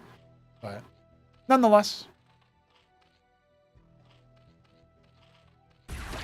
the one Quas finally dealt with on the third base. Going to be 3 geysers worth of income over here at the third base once it's properly saturated, and Hit 'em Up is doing just that now. 16 Droleth. No fourth base for them to go to, so I suppose they're just going to oversaturate the third for now. AOT definitely well saturated in his main and natural, especially considering his main is going to deplete soon. This is a 1500 mineral map, so the mains, well, all the bases deplete much faster than the 2000 mineral maps of the rest of the map pool. We do have a Clarion. It's both a detector and a support unit. All of the units with that little sparkly circle effect are shield linked, so that damage dealt to their shields, a portion of it is distributed towards all other allies in that link. So, obviously a very important thing.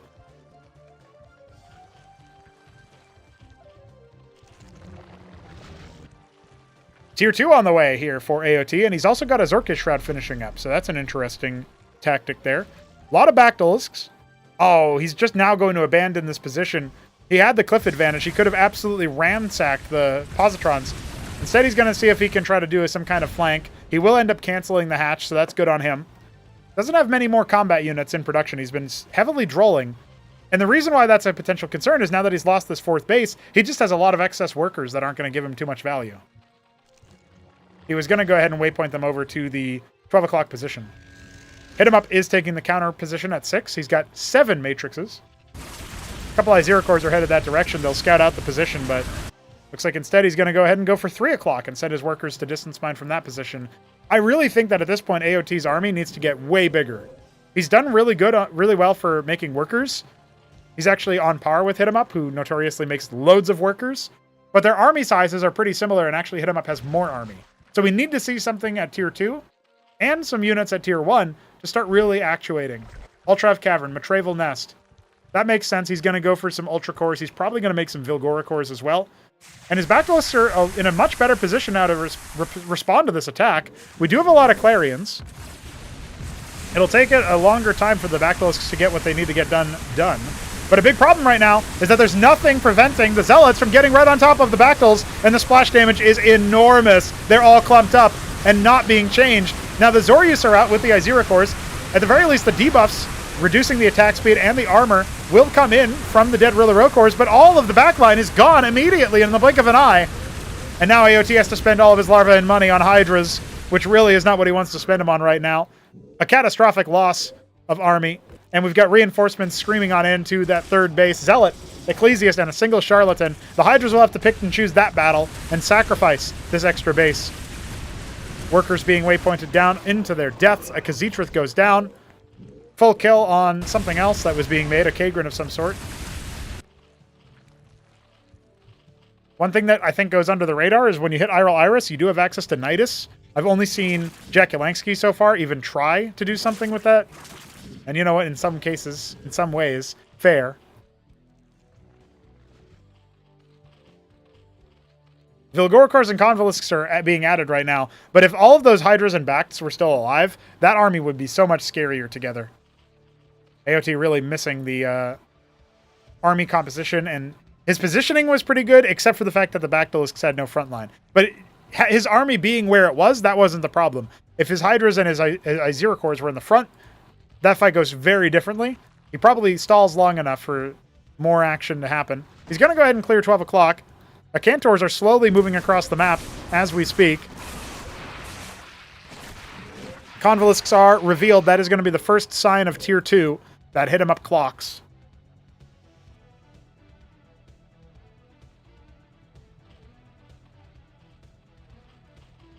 Unitary Union on the way. That's the tier 3 of choice for Hit 'em Up. Is he going to use it for something in particular? He's added a lot of gateways. Zealot Positron is a legit thing. Adding a couple of Ecclesiasts and Charlatans for good measure.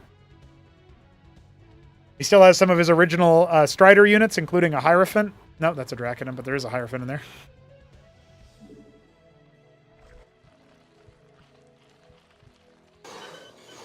The Acantors are by themselves. I can't tell you why, but at least they'll kill a Vilgoricor.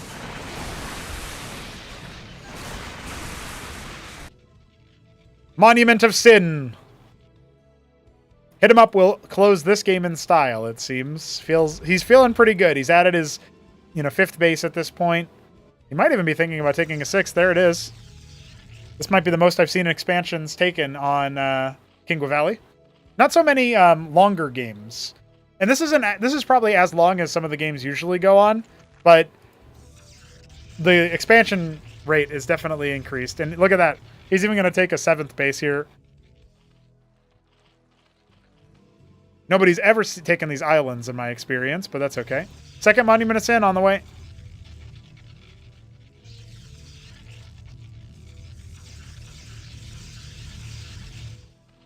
Four Ultra Cores and an Alcag Eteth. I definitely wouldn't hate seeing Almaxilisks. This is a unit that Ziki figured out when fighting against Krankendau's Terran ahead of the Shopkeeper Dog show match. And I thought for sure, oh, if he knows Almax, he'll be fine, but he never made them again, I don't think so.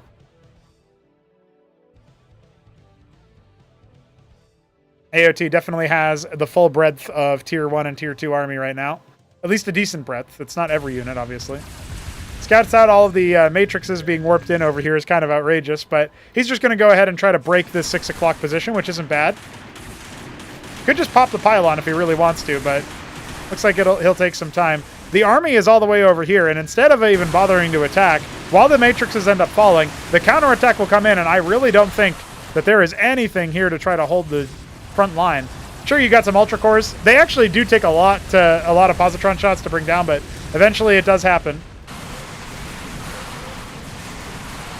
The Nexus gets cracked open like an egg, and the Ruler Cores will even eat that Aquifer up on the way out, but look at what we're seeing here. Now this is pretty rough. Star Sovereign on the way. He's got 2 more Monuments of Sin finishing up at home, including the second one that he made anyway. That hatch is gone at the natural. Lake is on the way. There's not much detection, right? I think the Witness is gone. Maybe it's still with the army somewhere.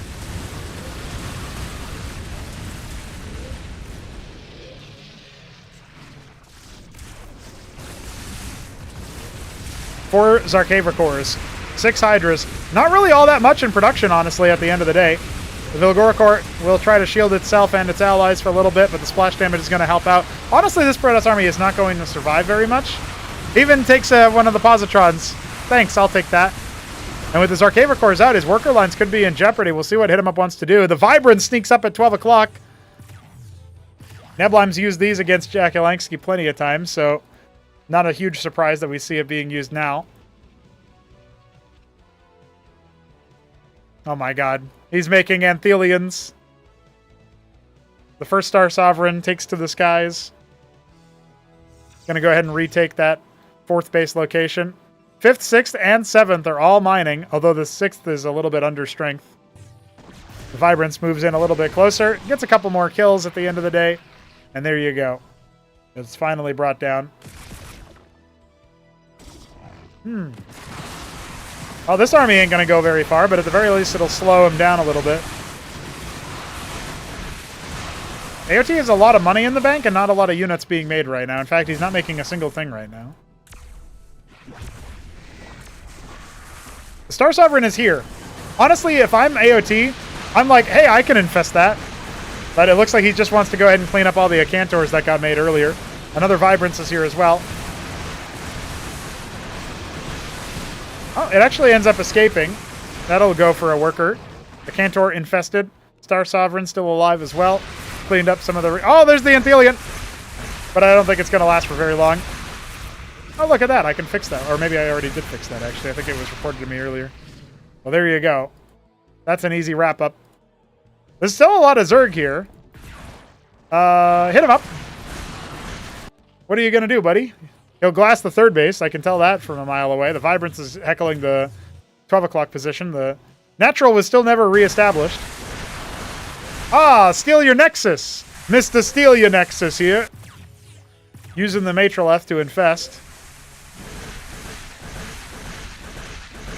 Oh, he's got more Star Sovereigns on the way. I don't think those are going to get depowered either. The Wardens are going to be able to hold off a lot of the army. The glassing has happened, and it is eliminating the 3rd base, and the 4th base is being killed slowly by a Vibrance. I don't think that AOT has quite enough to deal with this. 2 Star Sovereigns are done. A 3rd one is halfway complete. None can be saved.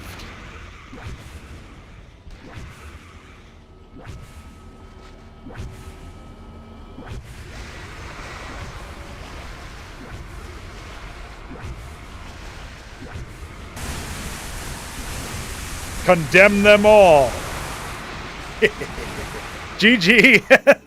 Well, we got some glassing action. I was trying to be all epic and serious about it, but at the end of the day, devastated, annihilated. AOT will fall to Hit 'em Up. That was a much closer game than I thought it would be. I'm glad we got some silliness, and I'm glad we got some glassing. Very cool. Very epic.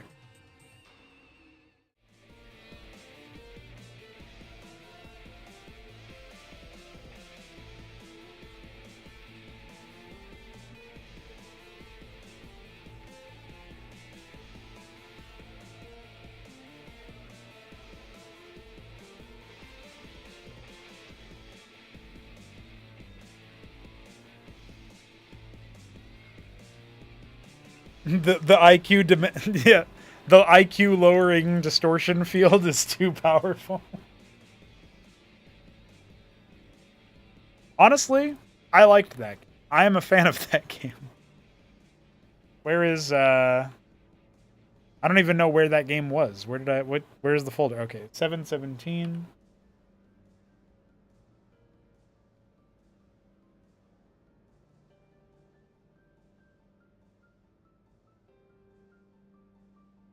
Okay, cool. So that was our set of casts for the day. Thank you all for joining us.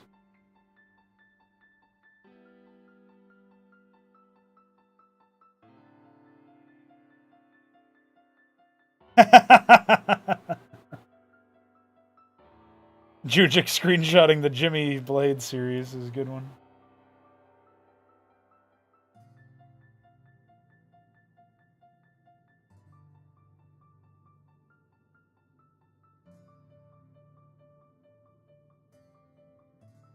Oh, what's up, AOT? Just in time to see your base get glassed, apparently.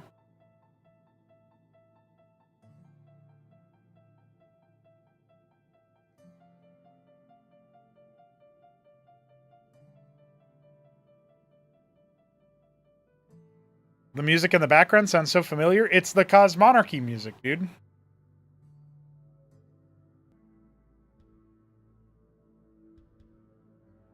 Thank you, Rockin'. GG.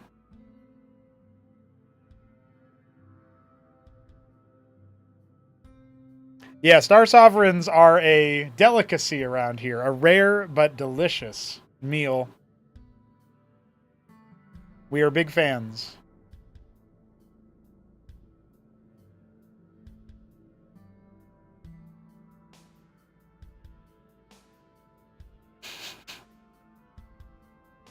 Alrighty. So I am gonna take a short break to get some more water and stretch my legs a little bit, as that is a required aspect of your life as a human. Once again, shout out to Alexander for filling our daily donation goal in one fell swoop. It is appreciated. When I come back, we'll be gone for like 8 minutes tops. When I come back, we will be going for editing some Protoss stuff, patching them up to speed. And of course, I guess if we have time after that, I'll go for the Zerg. But I think Zerg will probably be tomorrow. So, in real time, you guys are going to be watching me update the game and get us closer to the patch that we're going to be shipping on the 9th of August. And I'll be working on, at some point, like a patch preview video so that everybody knows what's changing. And hopefully I can also, tell the pro players that are going to be participating in the show match what's going on. Zeke he'll have plenty of time to learn some of the new stuff, as well as Ultra and... Oh no, Ultra's actually playing pretty soon, I guess. He's playing on the 15th. Ultra is playing against Boneth and Hawk. He probably is like, what the fuck? Why am I playing against these players? But I hope it's a good time for him, honestly.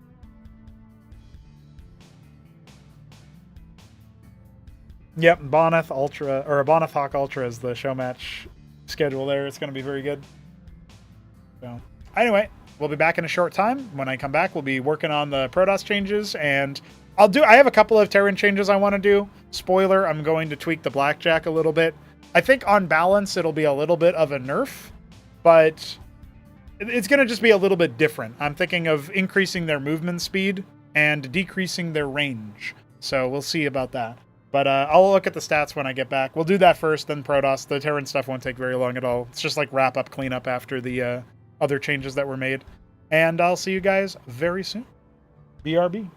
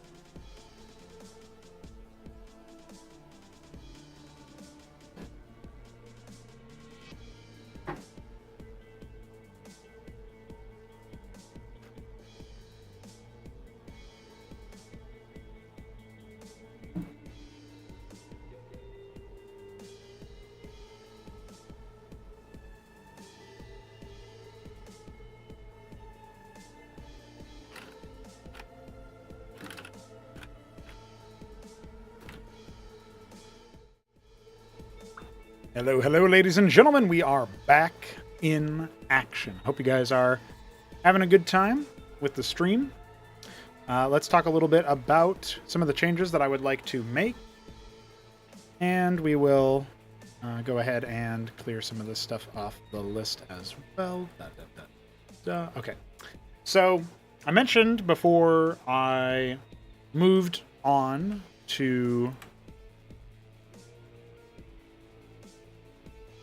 Oh, look at that.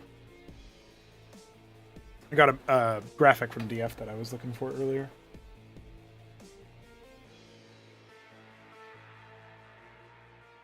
Okay.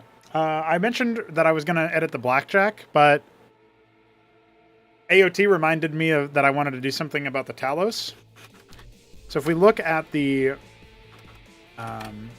Mason build time is 14, and the Talos build time is listed as 22, but I actually don't think that's true.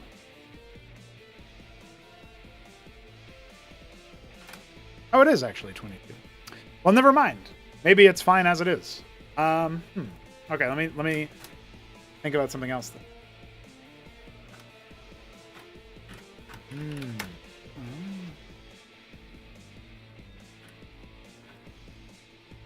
It's kind of outrageous that the Gosvaleth is only 10 seconds when you think about the fact that you can do the Oxalcesiant stuff and they actually train faster than Droleth.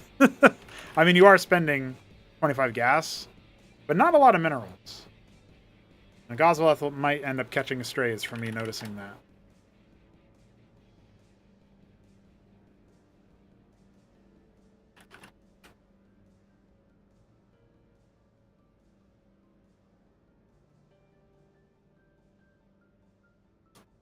Alright. I guess the Talos change is just going to be -1 armor. That's fine. That's not that big of a deal.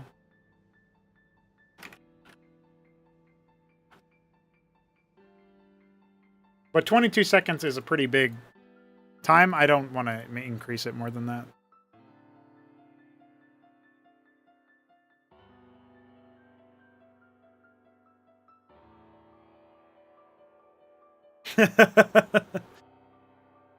Gosvaleths are pretty cool. I will give it. I'll give that to you.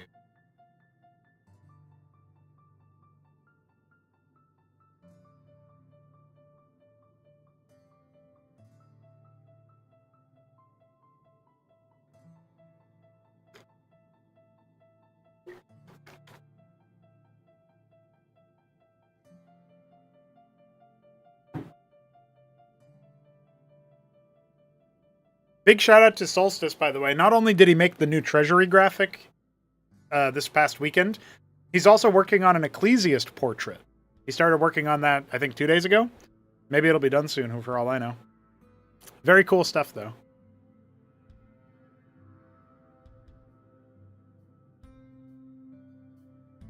Okay, so we made a little bit of a Talos adjustment.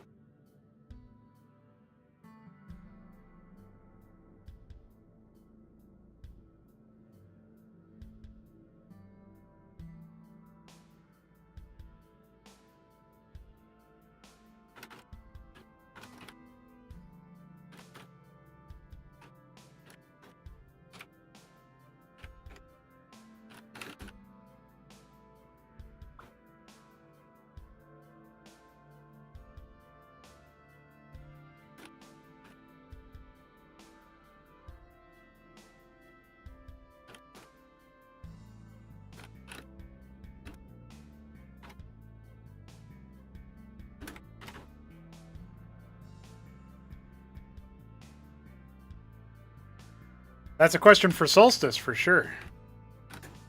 I can't remember what he said. I think he said something about, like, paying for his day.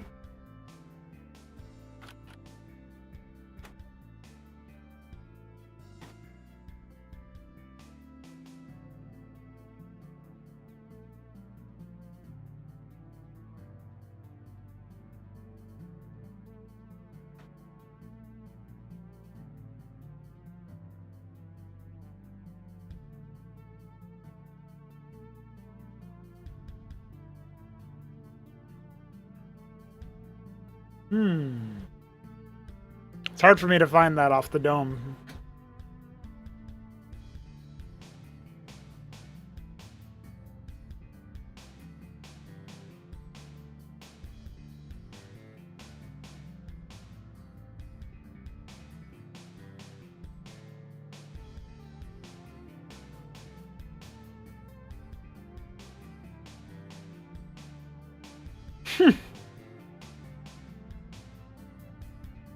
Yeah.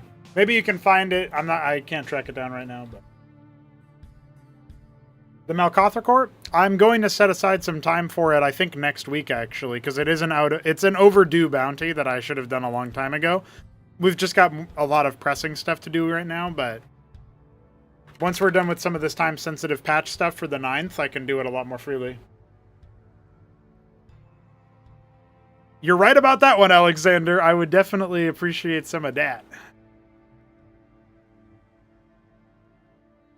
Okay, what are we doing right now? We're doing blackjack. I want to test the movement rate. 5.5. Okay. Let's go to our list and say here's the patch notes I'm writing.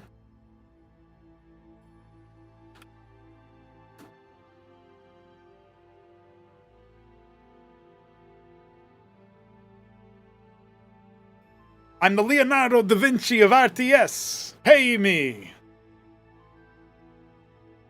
All right, we're going to go to speed, which we're already on. Black.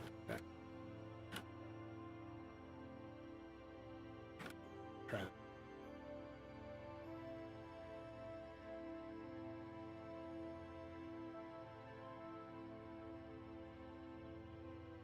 I kind of wanted the blackjack for the Golden Republic to be a bit slower to indicate that they have the shield generator on it or whatever.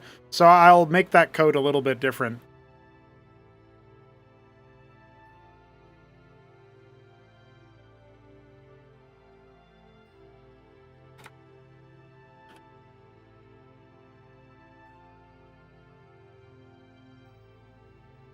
That's kind of scary. I'm not going to lie to you guys. 6 move speed blackjack. Compared to it's 5 move speed Maverick, right? Or 4? No, it's not even. So when stimmed, they're 7, but they're much slower when the stim wears off. You see that? That's scary. Blackjacks are going to be pretty brawly, but again, a lot easier to deal with when you cut their movement speed down a little bit.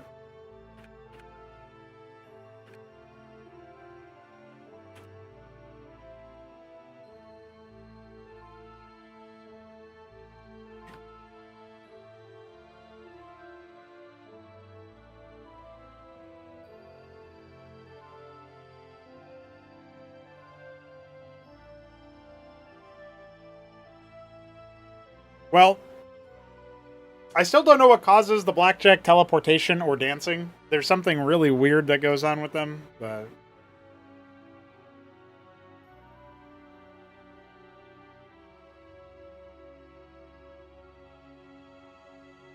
maybe this will fix it, actually, because it might just be some weird, like, exact amount of speed change or whatever magic number that breaks it. I don't think so, but that's all right.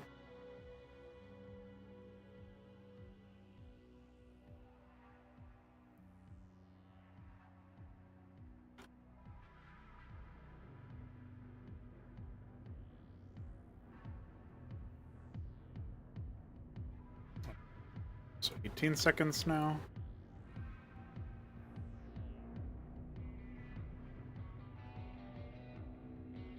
Okay. I think that's pretty much it. I just wanted to tweak the blackjack to be a bit of a different identity. And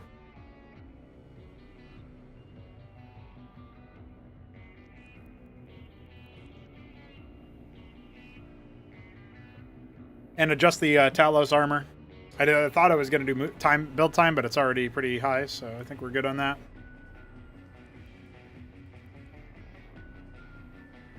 All right, it's time to think about the Protoss then.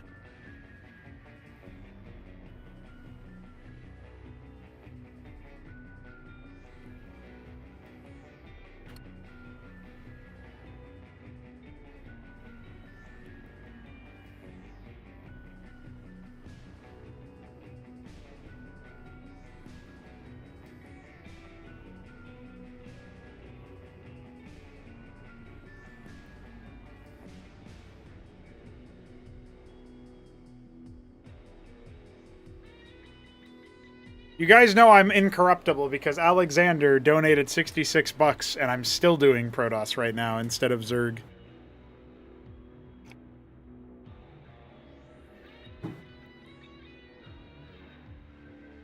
All right. I think that the gateway units for the Protoss are in a pretty good spot.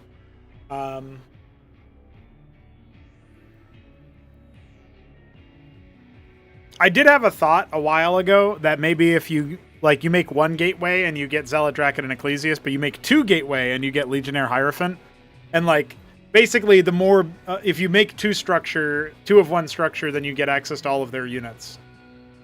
The problem with that is that I think Hierophant First is a really cool opener for Protoss, and I wouldn't really want to take that away. And also Legionnaire First is a pretty cool opener when it happens. I wouldn't want to take that away either.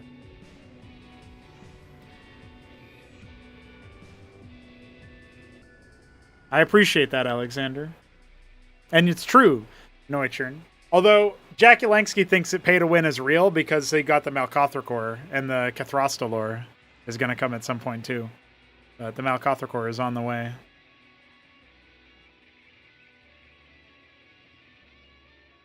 All right, so yeah, I think we'll probably leave all of the gateway units as they are. I can't think of any glaring issues in terms of either balance or fun. I know that some people think that they don't scale very well, but that to me is more like we need to create or emphasize more synergies for the tier 1 and tier 2 units, or between tier 1 units like Gateway Lattice. And I do think golems have a good place in the mid to late game. I think idols are an interesting option in the early game. I don't know what the verdict from Protoss players is right now because I haven't actually seen very many lattice-minded openers in a while. I know vassals are still kind of interesting. Manifolds have kind of got their niche. Sims have kind of got their niche.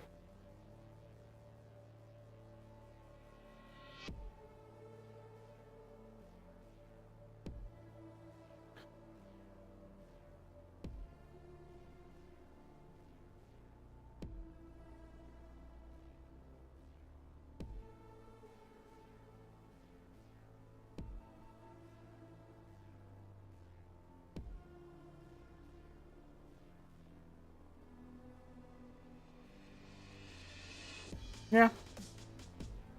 I think it's probably fine as it is as well, but I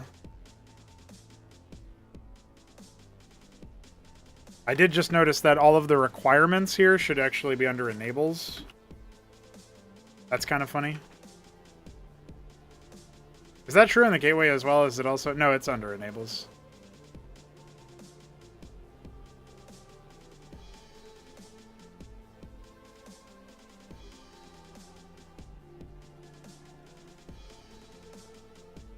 Oh. And not on the list is the Crucible.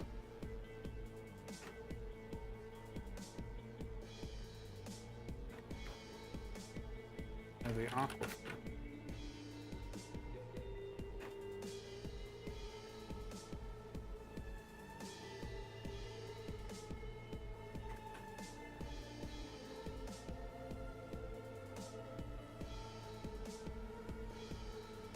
Yeah, you'll need either Cyclops or more likely like Goliath Watchdog or something, yeah.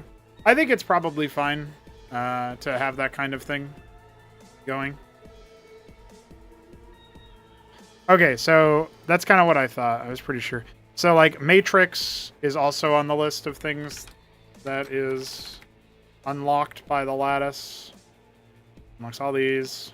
And then Grand Library Gallery and Stargate, yeah.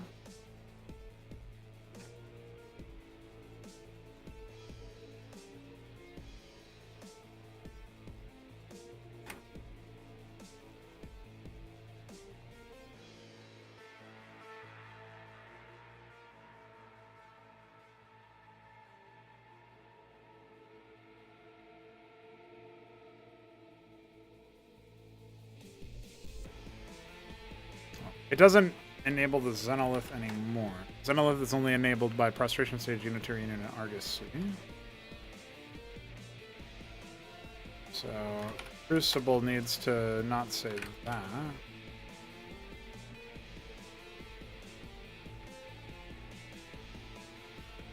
But then the Grand Library and the Rogue Gallery enables the... Yeah, enables the engram.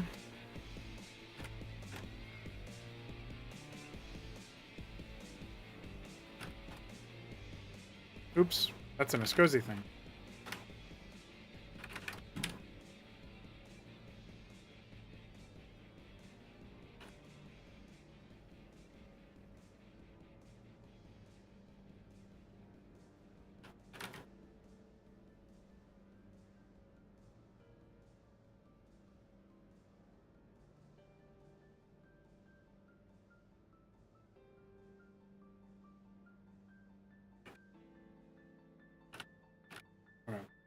Just cleaning up some stuff related to that.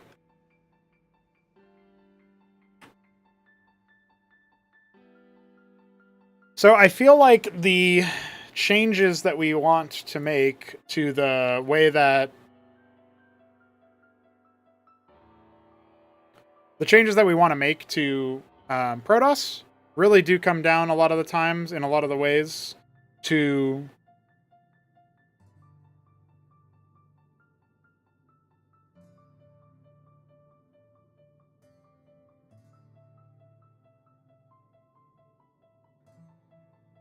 We don't really want to buffer nerf anything in particular. We want to make it so that the Ancestral, Synthetic, and Monument...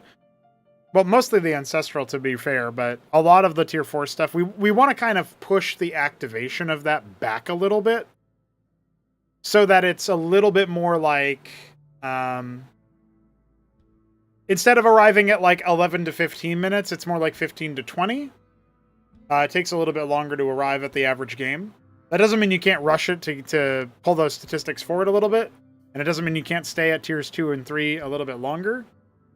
Push those statistics back a little bit. But on average, that's probably where we would go for. This does mean that we probably need to strengthen some of the lesser used units in tier 3. We need to make sure that the Unitary Union units, for example, like... People are starting to realize how powerful Unars are, and they're starting to activate Vibrances. I've seen a little bit of Ascilian usage. I haven't seen much Architect usage. I'm going to be honest, guys. Architects do seem like they are struggling by comparison. They have 12 range, which is very respectable, and they are, while slow moving and locked in while they're attacking and like channeling their attack animation, obviously it does a good amount of damage. So it's a bit puzzling why they aren't as useful or aren't used as often, but I think maybe adjusting their cost might be the thing that I do, because I think statistically they're probably very strong.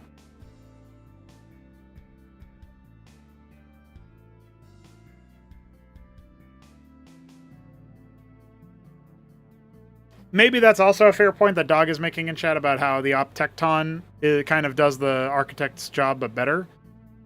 Especially now that the Architect doesn't attack air anymore. So they are very much they're much more similar. So just by virtue of pushing tier 4 back a little bit, you might see more Architect usage come out.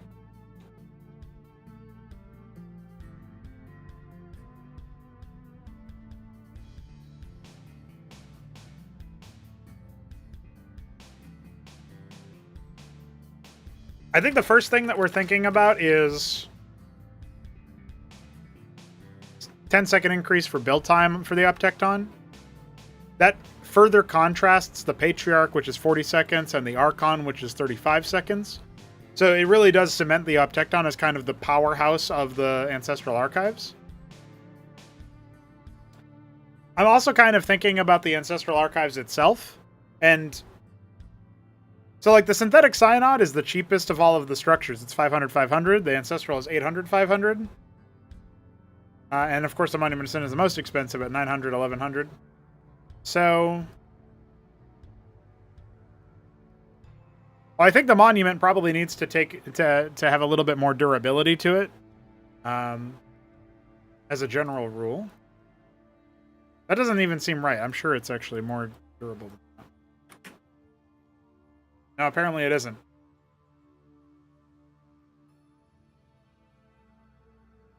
This does change maps. This changes the Luna port, Tesseract, and the Shakura's Temple port, Decapitation. The blockers will be a little bit harder to kill. But that's alright. I think it also changes a 3v3 map that I made. I think there might... No, I don't know. I think I used atlases and power generators, so never mind. Oh, I did use it once in the middle of the map, actually.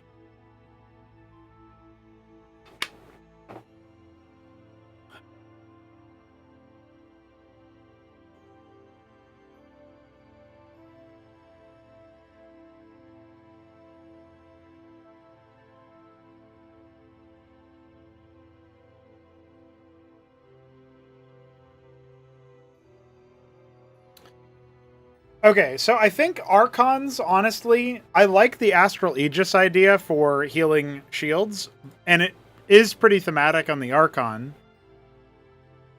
But they are much more unitary units, right? Not unitary union units, but they are much more, like, you don't make a lot of them. The Vengeance thing is also kind of funny on them for that reason. But I could see taking Astral Aegis and putting it on a unit that you make a lot of. Like, the Servitor would be really cool to have Astral Aegis on. They have Vengeance right now, which is probably fine. But, like, a Shield Bomber unit... Or maybe, like, you could put that on the Steward from the Solarian. I think the Solarian's pretty good, so I don't know that I would do that. And you can't really control where they die either, so it's not very... It doesn't feel like something you can really figure out. But, anyway... Archons doing this kind of shield healing is interesting, but... probably should be like an effect field or something different. I'm kind of thinking about the Astral Rule. This might need to be something that the Archons do instead of the Patriarch.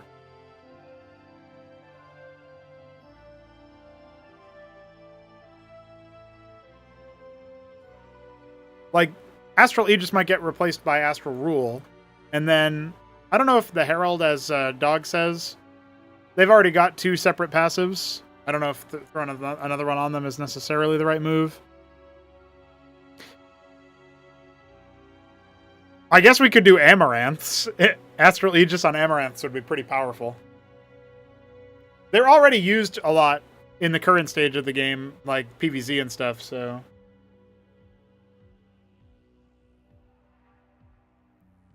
It would be cool, Milestone, and welcome to the stream. It would be a good idea, actually. Maybe we can do that at some...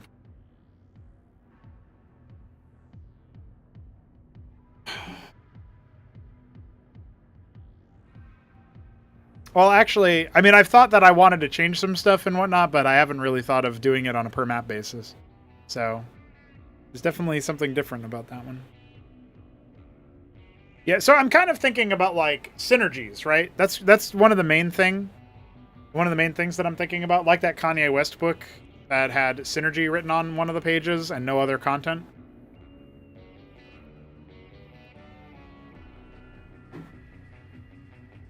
That's what this boardroom meeting is about, is synergy.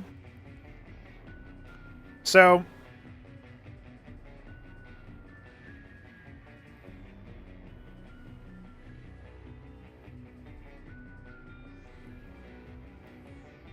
yeah, random mapping. Yeah, not quite. I think the way that I think about it is, like, Amaranths would self-synergize with Astral Aegis, where they pop and give shields to allies. Obviously, that would self-synergize a bit. I don't know that it would be that significant. I guess Sycophants could have... That actually would be more in line with the Sycophant vision, if we gave Astral Aegis to them, alongside Idolatry. We could just make it a part of Idolatry. It wouldn't be a separate passive anymore. And then, if we took Astral Aegis from the Archon and gave it Astral Rule, that's a little bit more like shield. It would sustain itself in a way that Archons currently do not, but it would also sustain allies, right? Astral Rule is kind of like a souped-up version of the Triumphant Rise. It's like a little bit more powerful than that. Exactly.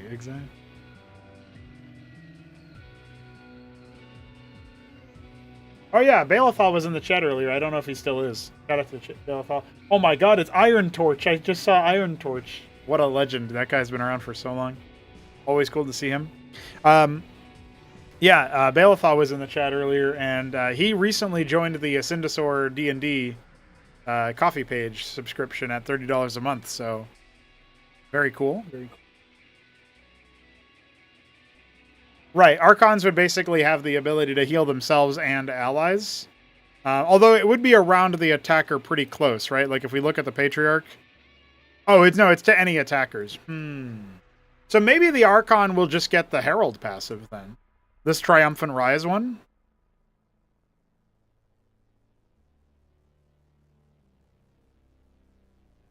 Is Vengeance as interesting as Transcendent Fall? I don't know.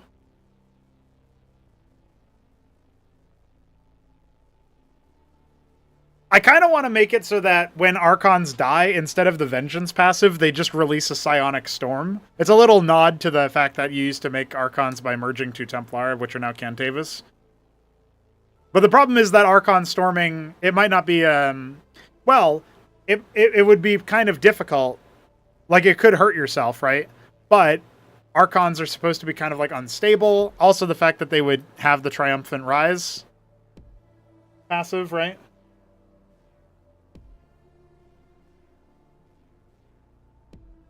What's up, Kasuga? Talking about Transcendent Tide, which is the Potentate. Well, the problem is that the Potentate passive it has to change because it does Ascension and the Pariah does Ascension, and so if we have if we have Ascension on Pariah, Potentate, and Archon, then like what? Like Pariah and Archon would have a big overlap at that point, right? Yeah. I think honestly the Archon splash application makes a lot of sense. That does put the Patriarch in a weird spot where it doesn't really... Like, the Patriarch becomes... We got to do something different with the Patriarch if we do that, in my opinion, because it would be too similar. Although they would stack with each other, so I guess you could combine them for max shield stuff. No, we're talking about a buff to the Archon. I think this would be a buff at the end of the day. It's an identity shift. I'll give you guys the pitch of what I'm thinking. So if we look at Archon passive, this is Astral Aegis. We're going to go ahead and call this one Archon passive old. And then we're going to go ahead and make Archon passive. And this one is...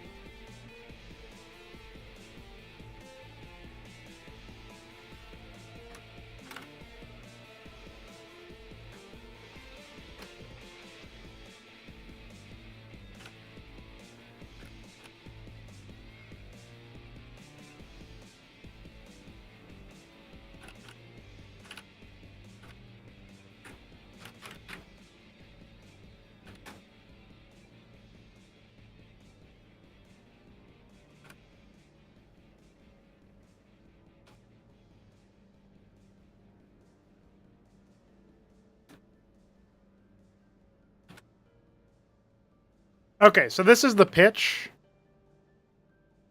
I'll show you guys what I'm dealing with here.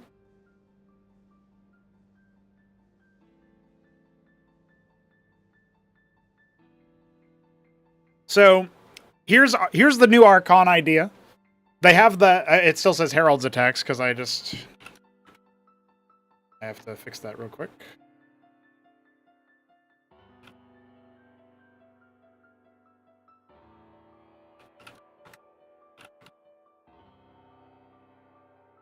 Okay. So, the Archon gets the Triumphant Rise passive, which is something that the Herald currently has. And anything that's damaged by the Archon begins to bleed shield points when attacked. It's 2 shields, but it's all allies within 3 range, so it's kind of similar to the Ecclesiast, right? I think the Ecclesiast is 5 shields, if I'm not mistaken. Oh no, it's apparently only 3 shields according to the website. That might not be true.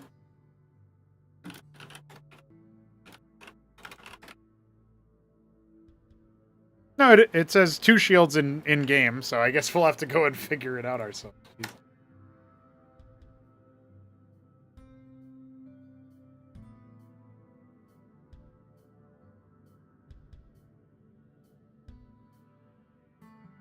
It's supposed to be 3, so the in-game tooltip is incorrect.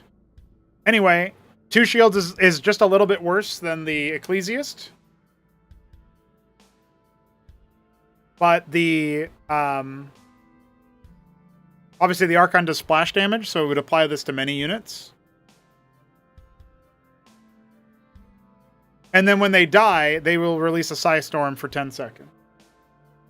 So that's the pitch for the Archon, right?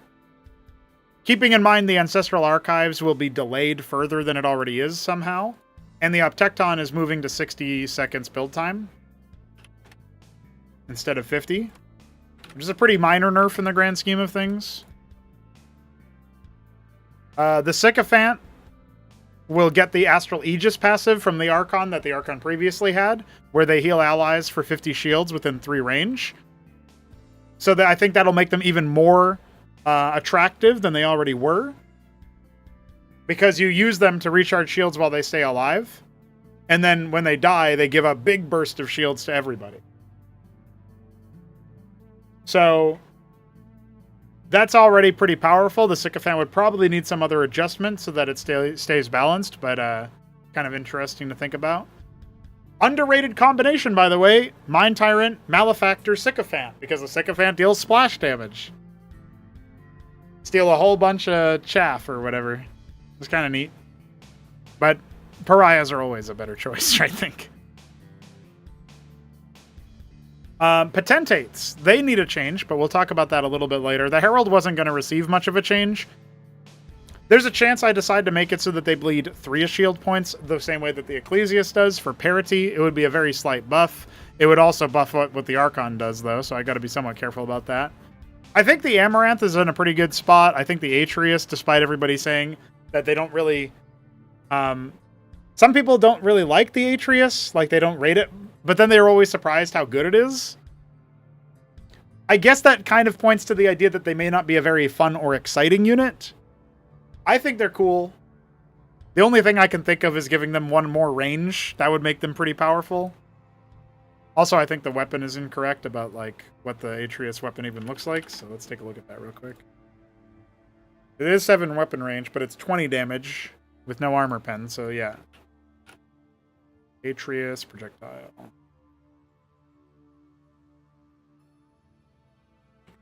And it's 1.25. And it doesn't deal splash. Yeah, this is ancient.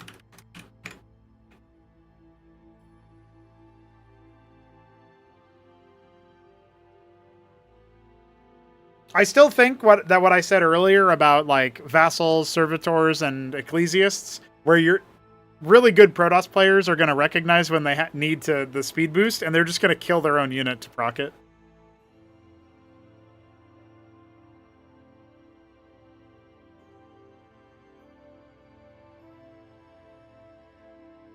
Well, I wouldn't say 7 range is mid-range exactly, but I guess to Terran that probably is mid-range.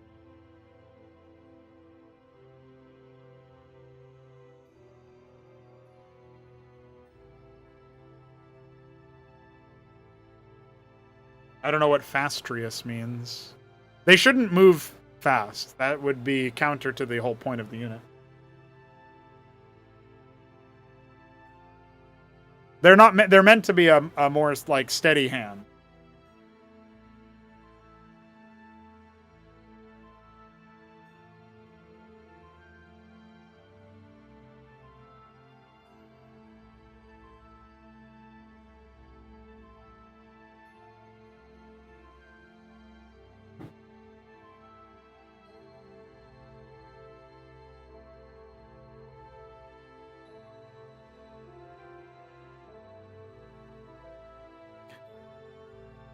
One thing that I keep coming back to is I know that Protoss sometimes have a hard time engaging. And that's one of the other reasons why. That is one of the other reasons why I was thinking that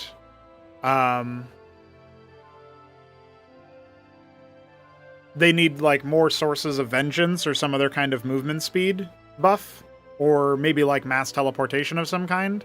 But working, yeah. I feel like one way to think about it, I think that when the Vagrants proc Nihilism, they should also proc Vengeance. And they don't move faster as a shade, but they do still attack faster.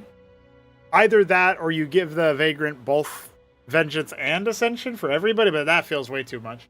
I think if a Vagrant were to shade and then Vengeance would proc, that would be a pretty good argument to keep them in your army.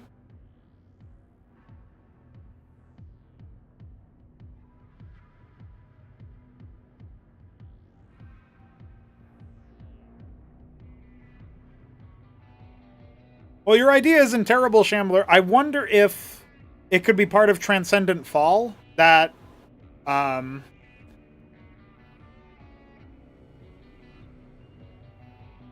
oh, wait.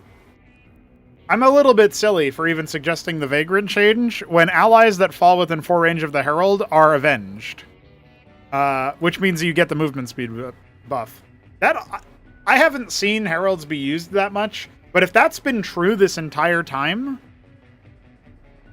then what the fuck have people have been sleeping on the Herald for so long? Is that real?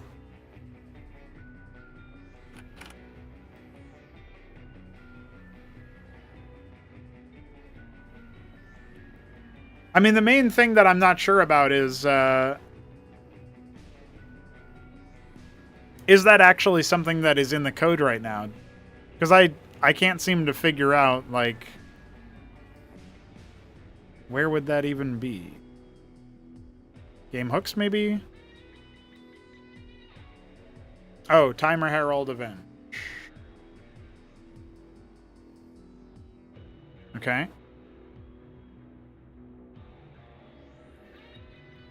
If they have that timer, then this they do.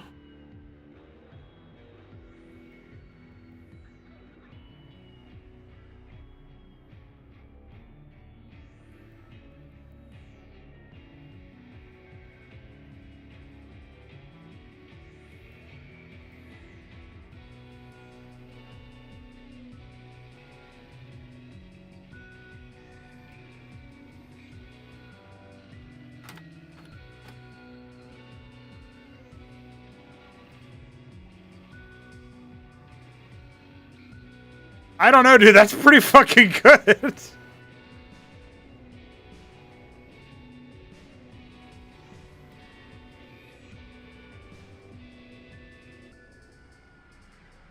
I don't know.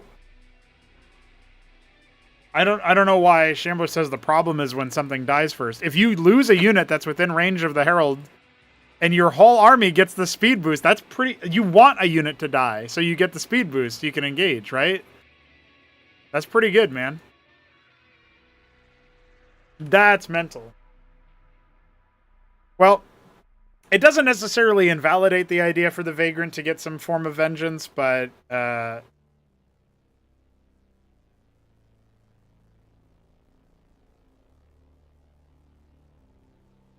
does really make me reconsider. Like, holy shit, Protoss just weren't using that. That's been a feature for the whole game since the Herald was added. And I forgot about it because people were not building around it at all.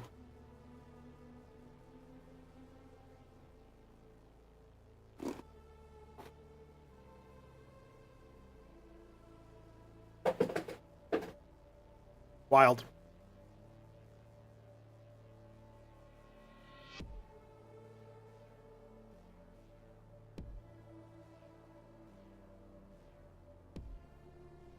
Well, the concern with the cheaper structure for the Rogue Gallery is, of course, the Kabbalist Rush. I think the rest of the units are probably fine, even if you got them out really fast. So there is an aspect to where it feels like, damn, you're really paying the Kabbalist tax. You know what I mean? The best Protoss are off racers. It's kind of true, honestly.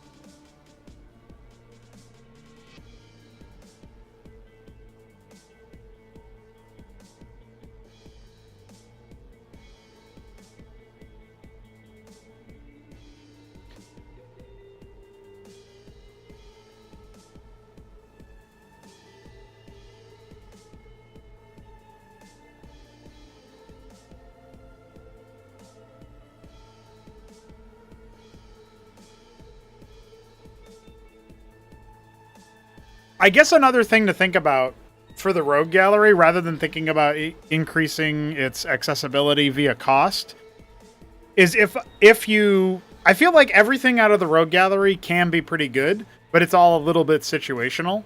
And the Vagrant is pretty good generically, but you wouldn't make Rogue Galleries just for the Vagrant. So there comes a time where you start to think about it like, maybe the Barghest and the Charlatan need to lift up a little bit more. And if they're doing a little bit more, then that might be enough, right? That might be good enough. So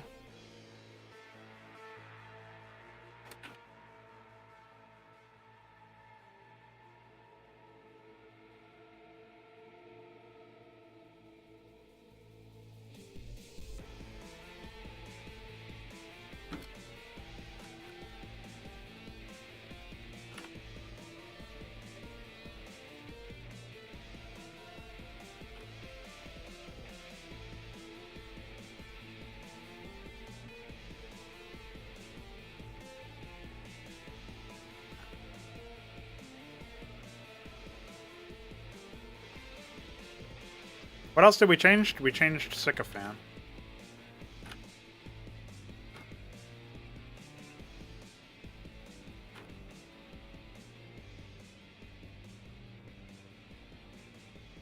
Yeah, I think that's just a skill issue, though. Charlatans are... like, if you just don't stand them next to our splash damage targets, surely they'll stay alive longer.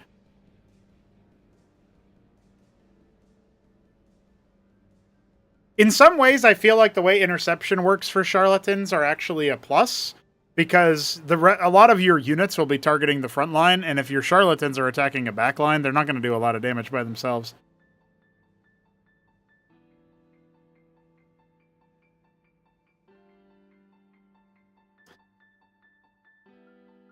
I am kind of tempted to give them the reactive payload passive that the Architect has, where their projectiles split and take away their splash.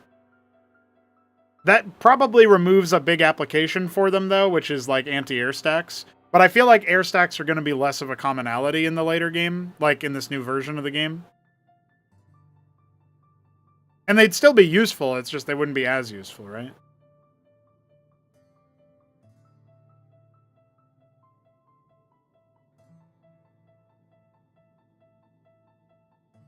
Are they still firing 2 projectiles? I feel like that's a little bit overcomplicated for them. They probably should just fire 1.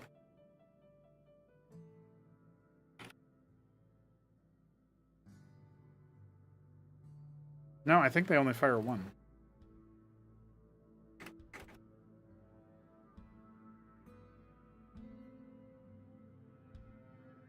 You talking about PvP? I haven't seen Solarians do that. That's weird. Yeah, it's 1. That makes more sense.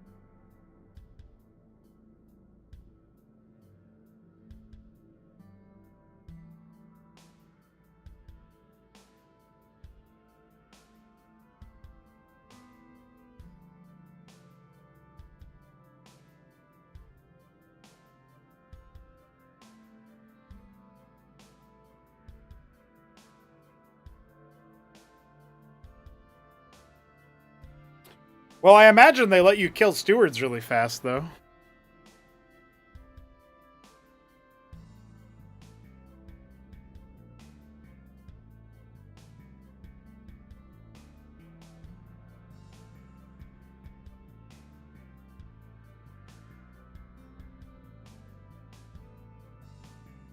I'm kind of thinking of really minor buffs.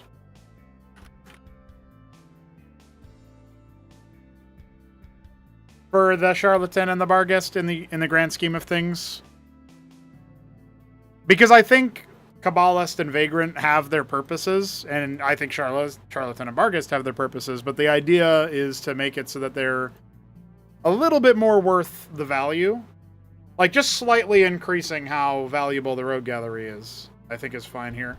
Sycophants being made into more potent choices is good. I think the Mind Tyrant is fine as it is, although the Maelstrom change... We could end up changing something about Maelstrom, right? That wouldn't be the end of the world if we did that.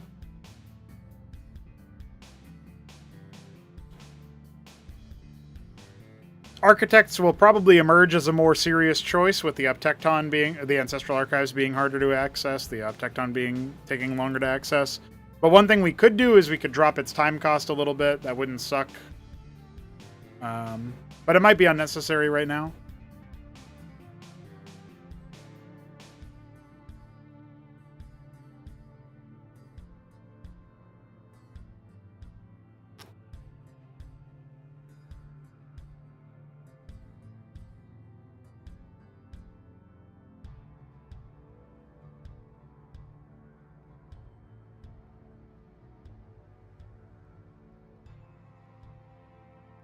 I think Empyreans are really good. They perform very well. 8 range is a really good amount. They outrange most other air units, which is what you usually build them for, because of the splash. Air units are going to be less of a problem now, so you might see less Empyreans because of that, but they're pretty good. I haven't seen anybody complain about them. And I've seen them be very, very powerful in a lot of games.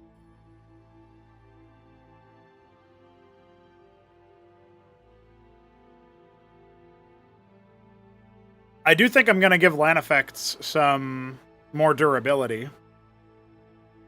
Since their damage got cut a decent amount, but they can still stack up a lot, I think they probably do deserve some more durability.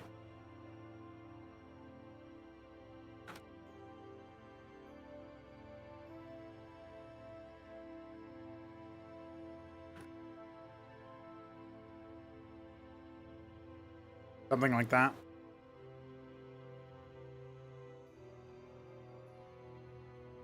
I feel like the opposite is what's been shown by a lot of the games, mostly because people almost always will go Empyrean over Solarian. I also think Solarian does very little versus Zerg a lot of the time, although maybe that's just a skill issue on the players. Anyway, we need more data. I'm not going to make a choice. I'm not going to make any changes to Empyrean or Solarian right now. I might make a change to the Argosy itself, but I can't think of anything I really want to change about either of those units.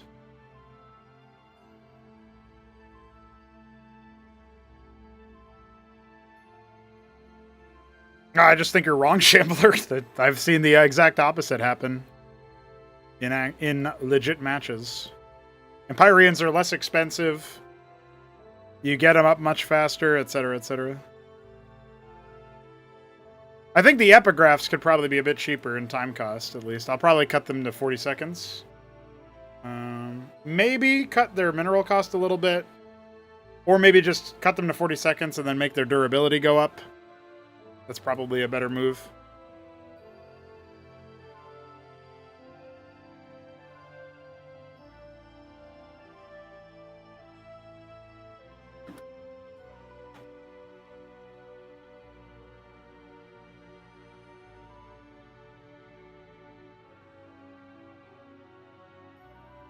something like that.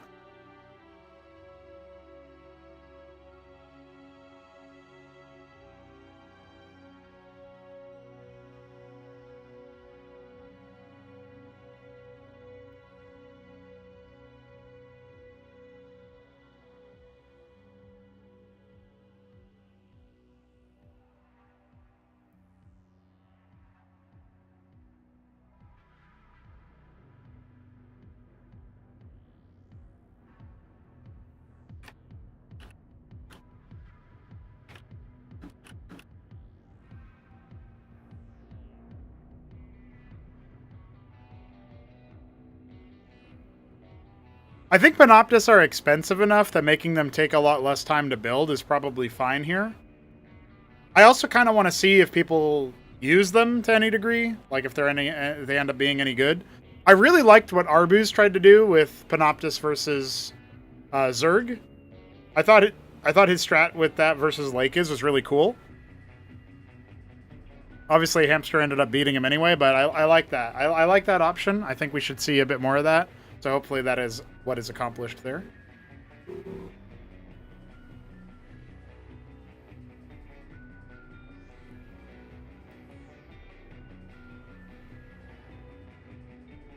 I feel like regarding the Magister, so I did have the thought that maybe we would have a tier 1 stellar production structure that would train Vassal, Barghest, Aurora, Laneffect, Panoptis. Or I guess it would be Vassal, Barghest, Aurora, Laneffect, and then Stargate would be Panoptis, Gladius, Exemplar, Magister, and then Argosy would be Epigraph, Didact, Empyrean, and Solarian. I don't know that I'm willing to do all of that, though. I feel like it doesn't feel like it's actually necessary. It's a pretty big change as well. That's something that I'll think about a little bit later. But right now I feel like it's not a requirement.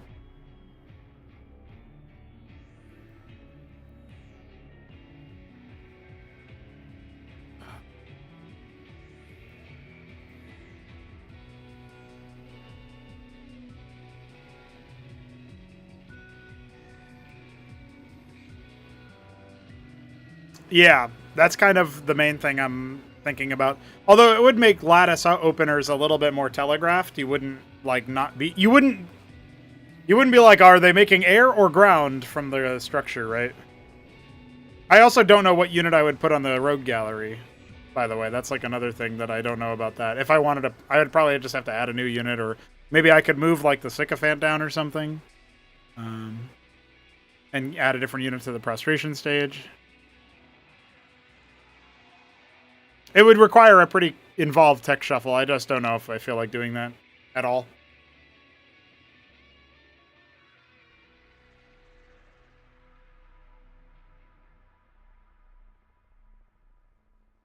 Well, Neblime used Auroras recently to, I think, a pretty good extent. Whether that becomes meta or not, I'm not sure. But I think it's a cool idea and should be experimented with. I'm glad to see Neblime doing so. All right, so we've got all this, which is great. We've got... we changed the land effect in the Panoptis a little bit. I think the Exemplar will increase its durability by upping its HP by 20. And I think that's probably it. I don't think we need to do anything about the Gladius. I think it's still in an interesting position. Maybe I could drop the time cost a marginal amount. I really don't think it would make much of a difference, but I guess we'll do that.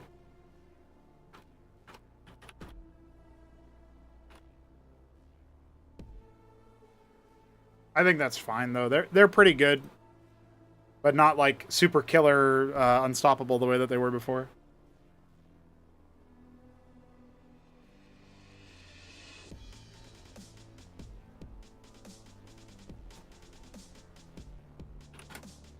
Oh, they were at 35, not 40, so that's fine, though.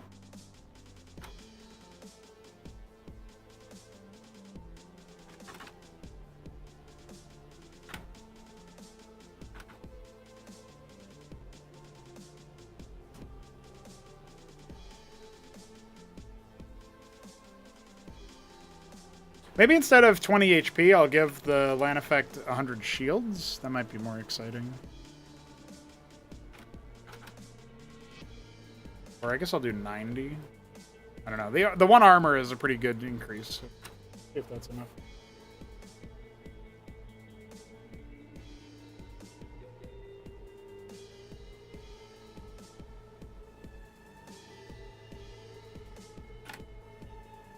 Splash radius on the Exemplar is pretty small. I won't lie to you. That might be something that I look to buffing them if they need it later. But I think durability is pretty neat for them. It's an iconic Protoss statistic in general, having a durable unit.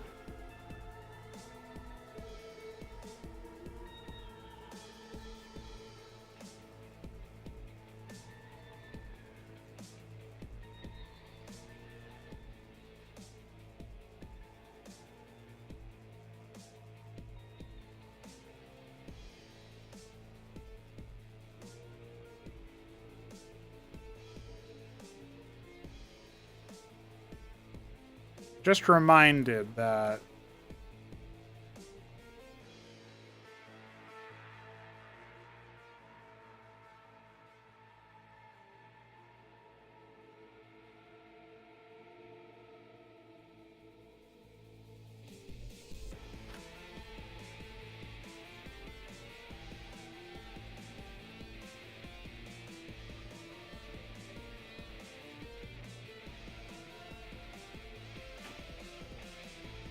I want to make sure I'm doing the contributors justice.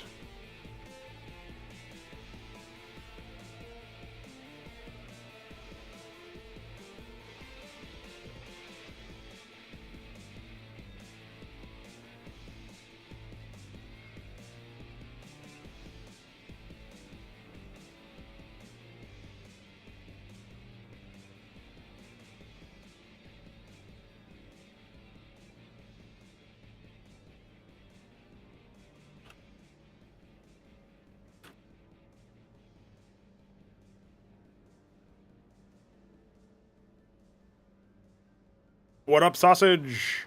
It's hard to summarize them. I'm basically just looking to tidy up some of the stats to be I'm adjusting some of the stats of like the units that are used either way more than other units or way less than other units. And I'm also trying to design a couple more synergies between units. It's really hard to summarize though, because it's like such a case-by-case basis, which is what I predicted it would be when I was talking about it yesterday.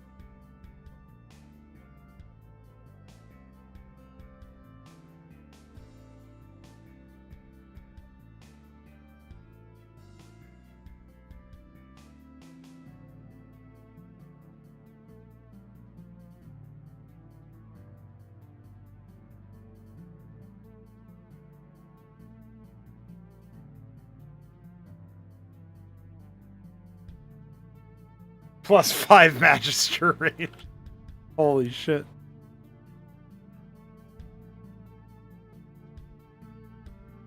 I would have to try pretty hard for that one, AOT.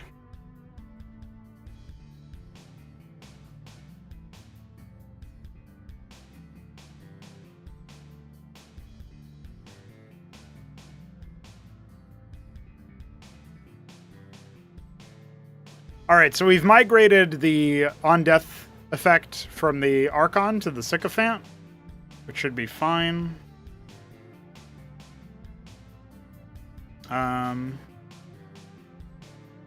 That should take care of that.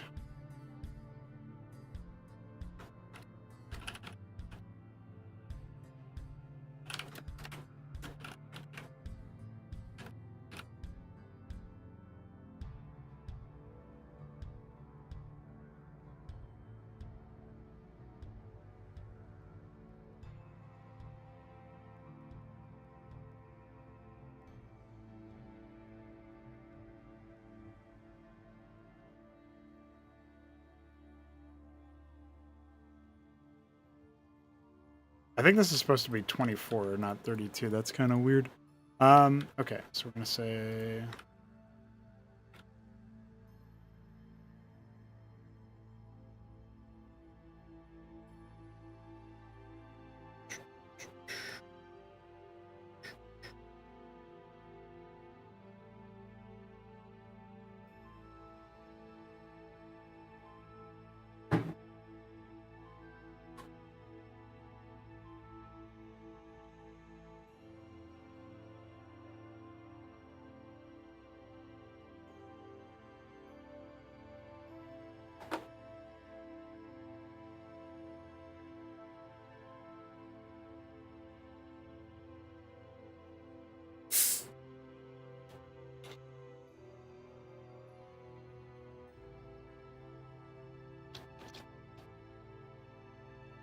No, the synergy between Zealot and Shield Restores is really, really good, and I wouldn't want to get rid of that at all.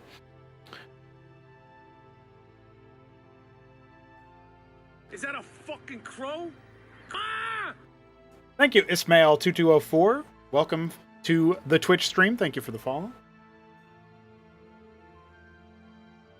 Oh, you might be a bot, actually. It's not really about whether it's going to be imbalanced or overpowered. I'm just thinking about what makes it the most fun, the most interesting and enjoyable, the most tactical and skillful and strategic. That's what I'm after.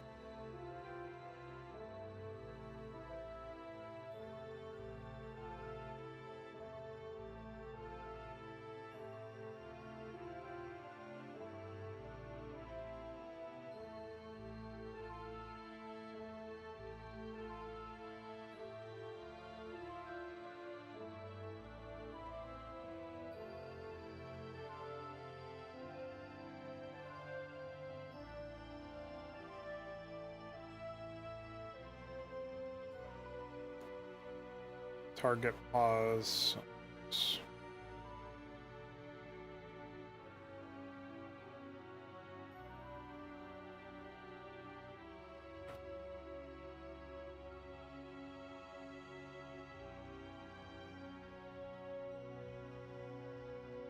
So we have ID, time, position, radius. Looks like they're always saying a spread ID, so how are we getting away with that here? Oh, because it's here. Spread ID, storm.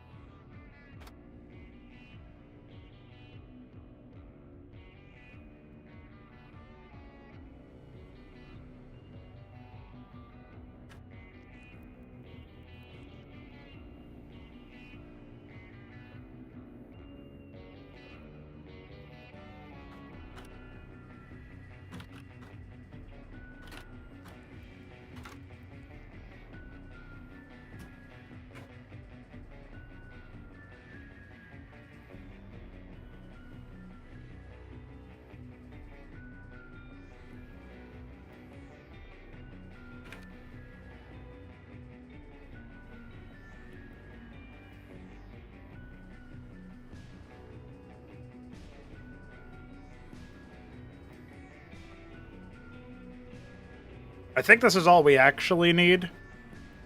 Let's see.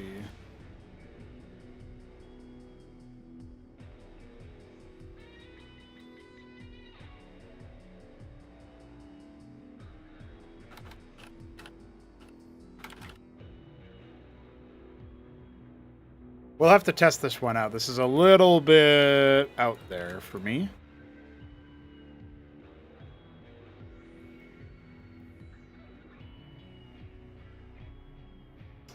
I will be pushing the changes from this stream tonight before my... Basically, as part of me streaming, I'll be pushing the changes. Assuming they're done. If they're not done, and I'm ending the stream in about an hour, so if I'm not done by then, like, stuff isn't implemented correctly, then it might be a problem. Okay. Seems to be working.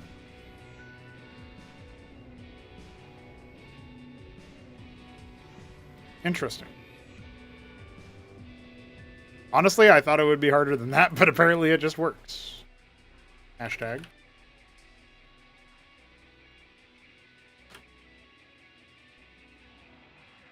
Yeah, I'm scared.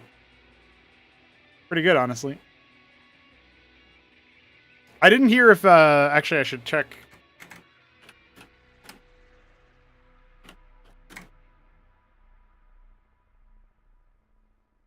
Yeah, it's not playing sounds, because that's handled by the other thing, so that's a little unfortunate. Maybe we can figure out how to do that, because that would definitely be good.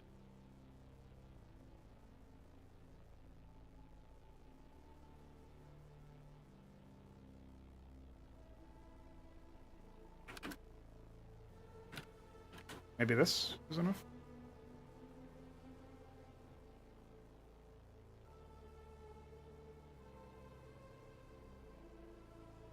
Yeah, I don't see any sound-related calls in here, so...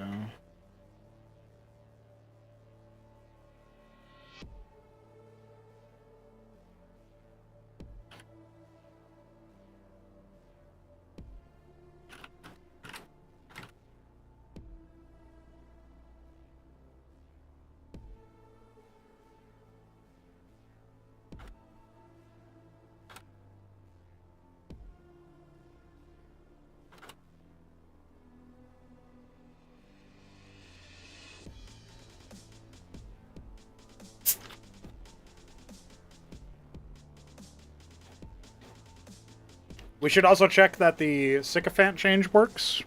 Everything else is statistical, so I'll just double check that they're the right costs and whatnot.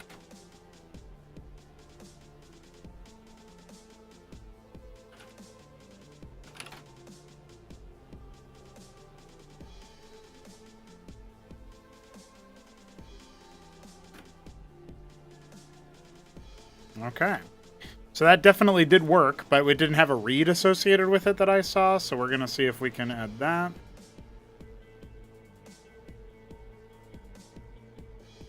It's kind of weird that it didn't have a read, though.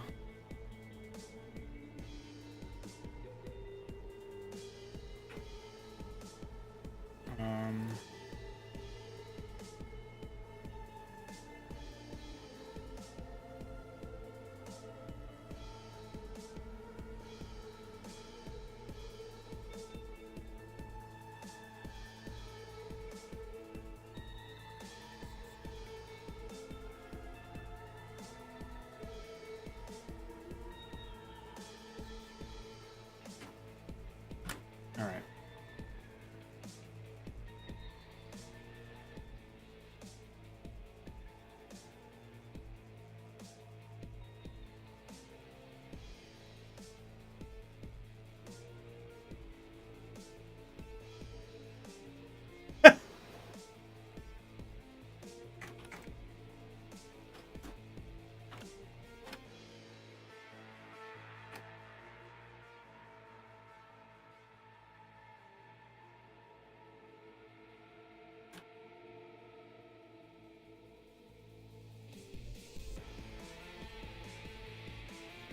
Okay, cool. That's good enough, I think. We can tidy it up a little bit later, maybe, but... All right, so we definitely need to tweak some stuff here. So Astral Aegis is no longer something that appears in the game, so we can cannibalize the string for this new behavior, and we'll call this one Martyr's Tempest, and then Idolatry.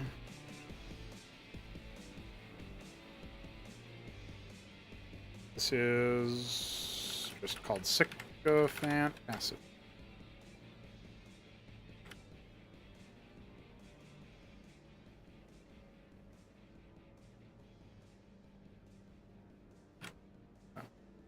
All right, so that should handle that.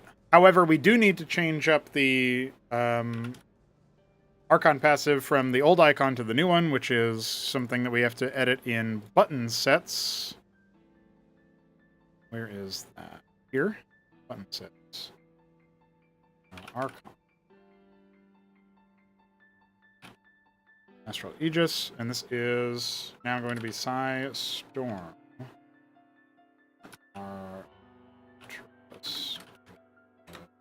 Tempest. And then we also have to go into our buttons, Archon.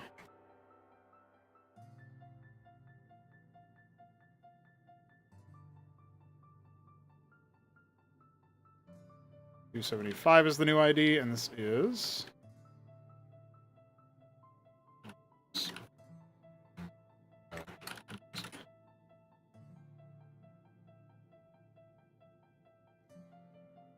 okay. That should be good. We'll go ahead and minimize this for the time being.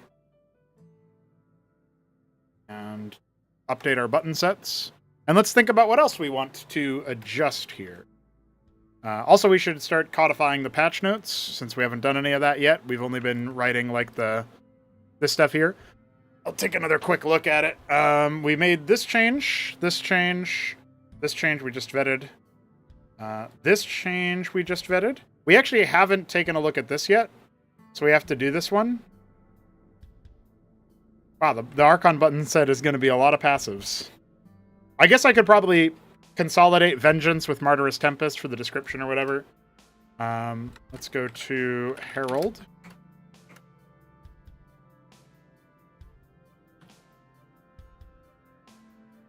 Let's go here and say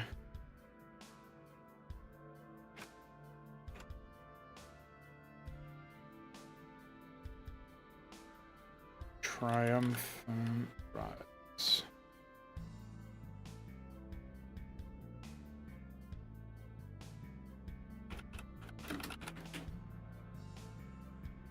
Rainarel has helped me generate icons for Terran and for Zerg, and for Escozi, but I've noticed not so much for Protoss. I wonder what that could mean.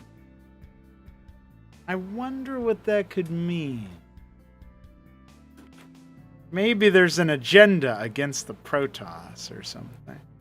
I just find that really funny. All right, so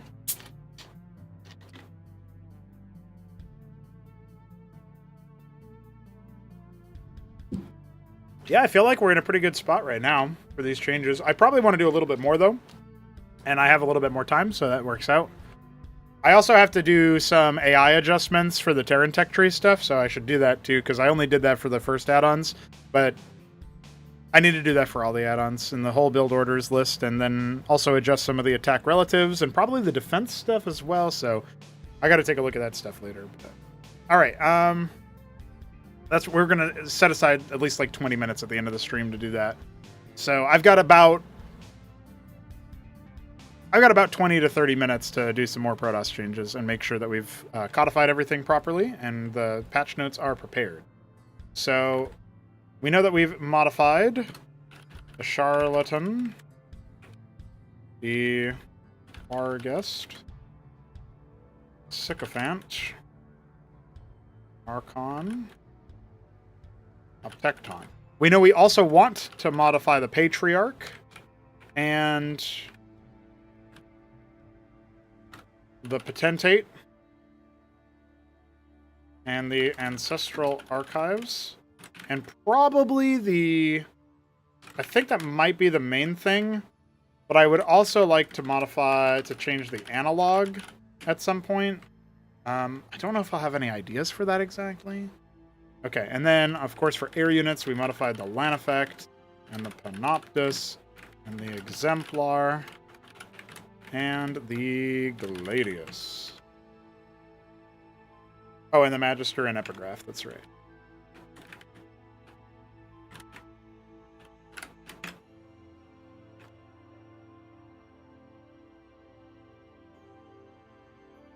Yeah, should be good. I think if the analog was a little bit more of a solid unit to field, synthetic cyanodes would probably seem a little bit more attractive. I kind of think that the analog should just be a lot cheaper and maybe slightly less durable, so you can just kind of slam a lot of them out as the core unit from there. I think that's my idea for the analog, honestly. So let's go ahead and I know I was saying I'm going to codify some changes. I think I'm going to grab all of the links that I need, and then once I fill those in, rather than... I think I'm just going to go ahead and start writing out the changes that I want to do for the analog, and then we go from there, because...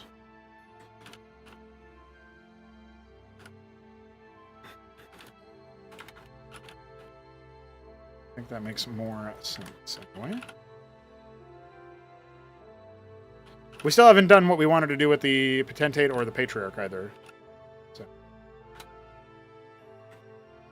I really like the Sycophant and Archon changes, though. I think that's super cool.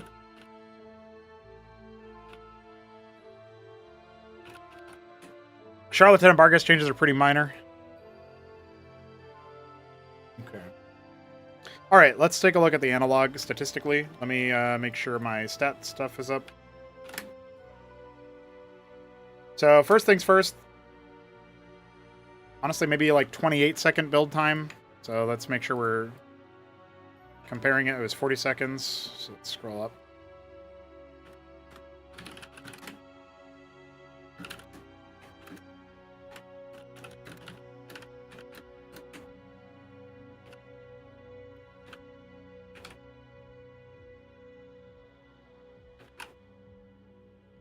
I think that's probably fair.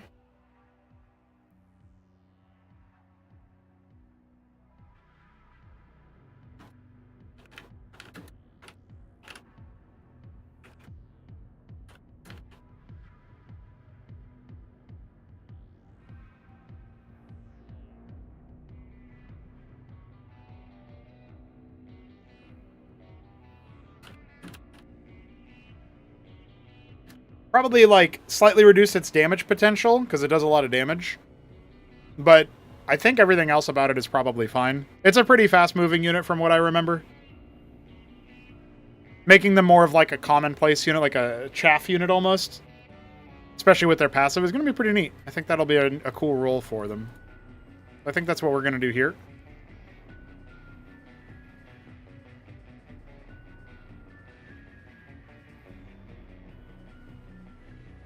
What do we say here for HP? Yeah, 160 and 80. We might even, like, maybe we do 180 instead of 160 for HP. Like, that's not as much of a debuff as, like, for health as maybe we thought it would be. But it might still be good. I mean, it's a tier 4 unit, right? It's supposed to be good, so I think that's fine. All right.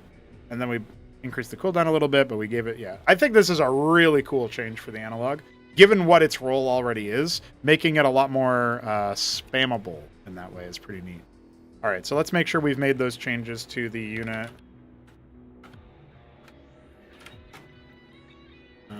So 180, we have 80, we have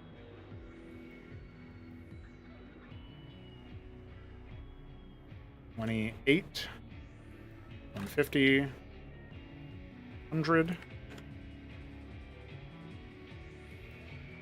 Did I even note the build time? Oh, I haven't noted anything else yet. Yeah. We did these 4, and then we did analog blaster is 1 second. It's also only 2 armor pen, not 4, so I don't know where that came from. 6 range is correct. Factor of 2, damage of 10. Cool. All right, we're going to go back and look at the Patriarch now that we've made those changes. If anybody wants to follow along with the changes, I am syncing the website as I'm doing it, even though they're not up on the pre-release yet. So if you're Sausage or somebody else who's like, what are the changes exactly? You know, you could take a look. You can take a look with the rest of them.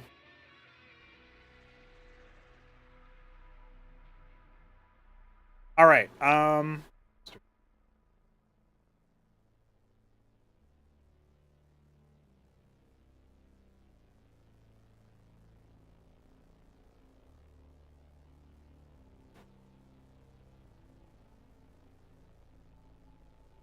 So the Patriarch is kind of intended to be a supportive unit, with the Archon being a lot more shield. Oh, that is. I just remembered. I didn't technically implement the Triumphant Rise thing, so let's go to Herald.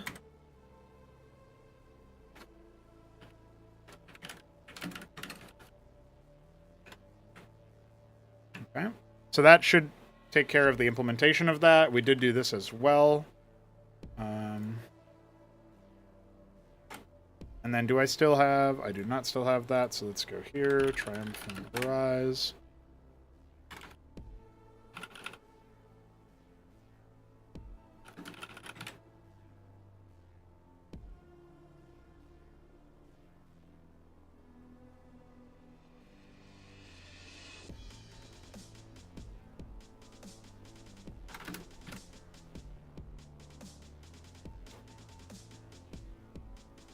Yeah, that should be fine. Okay. All right. Wanted to make sure I actually implemented one of the passives for the Archon, because otherwise I might have forgotten. So the Astral Rule passive right now is definitely overlapped with the Archon, although they do stack. I don't really want that to be the calling card. The Patriarch is cool as an Ecclesiast successor, if you will, as like a souped-up version of it, given what it does with the splash damage and whatnot.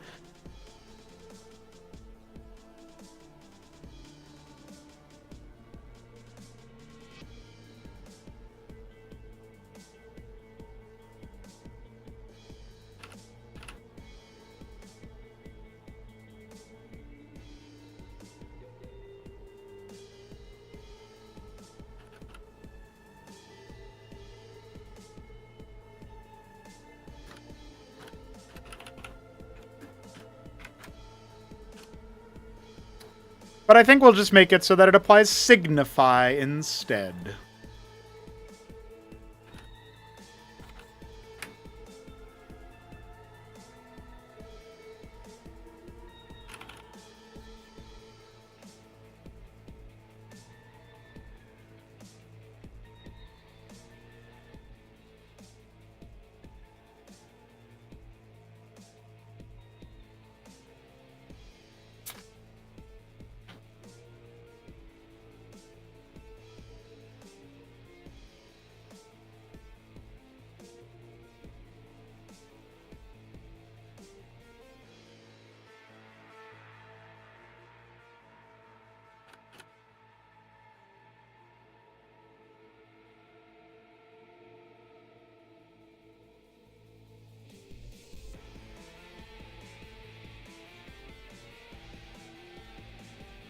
I somehow highly doubt that that's the correct sound file to be played there.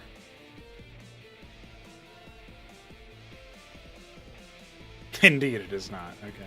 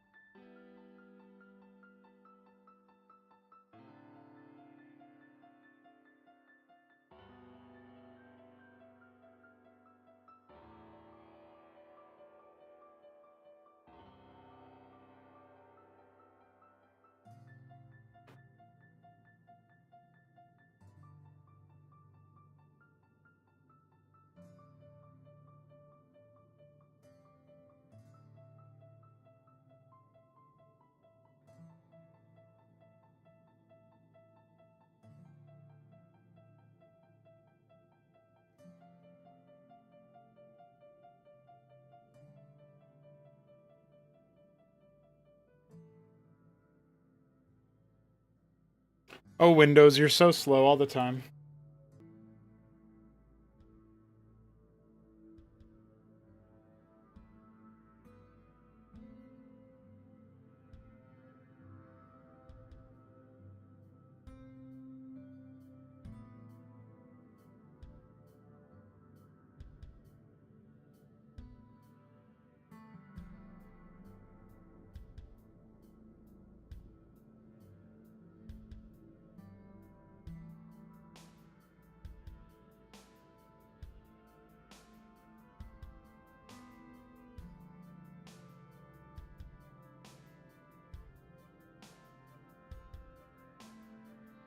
I'm looking through an old project sound files because I need something for 3 Crow.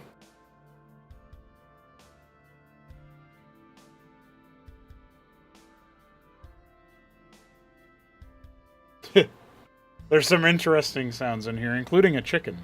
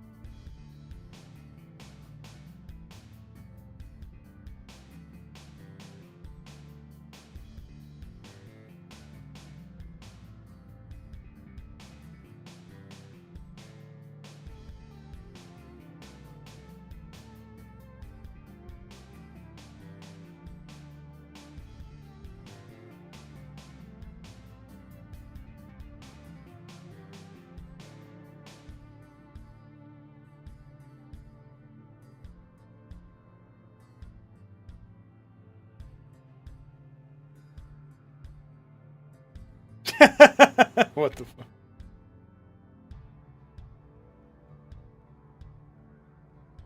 Some of these old details are really different.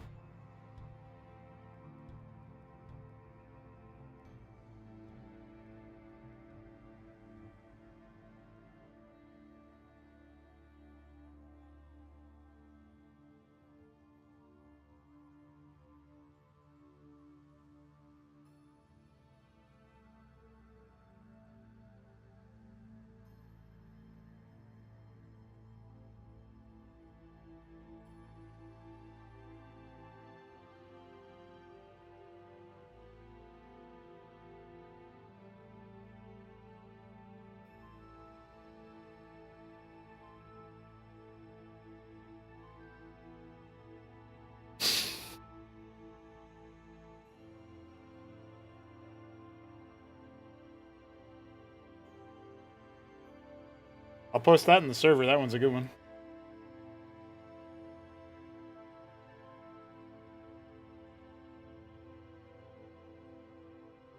This is definitely taking a silly amount of time.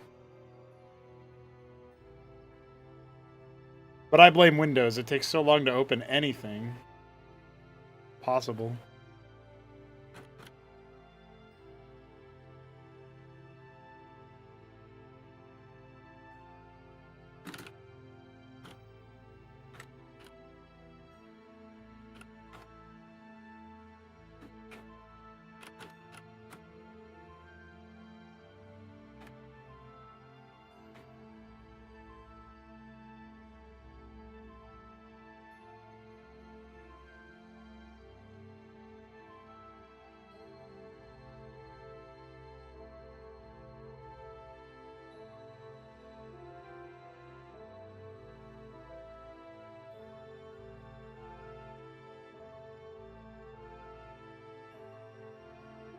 All right, cool.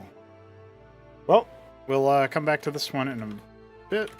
Let's go back to the Patriarch. So, I guess my biggest issue with the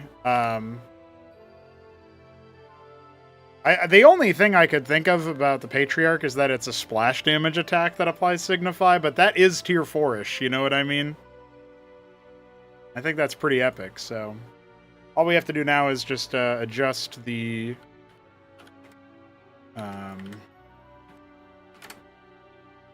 this one.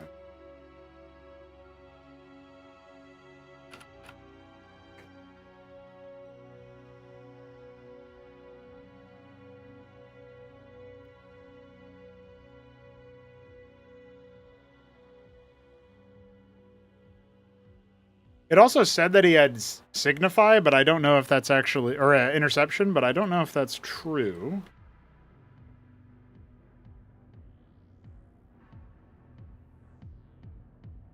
Yeah, looks like it is. We can get rid of that as well.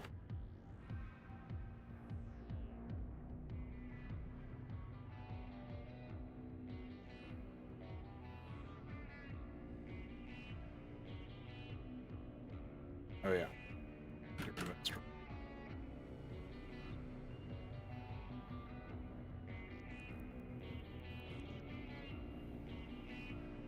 Cool. All right, I think we're good on that one. Okay. We'll test that in a bit.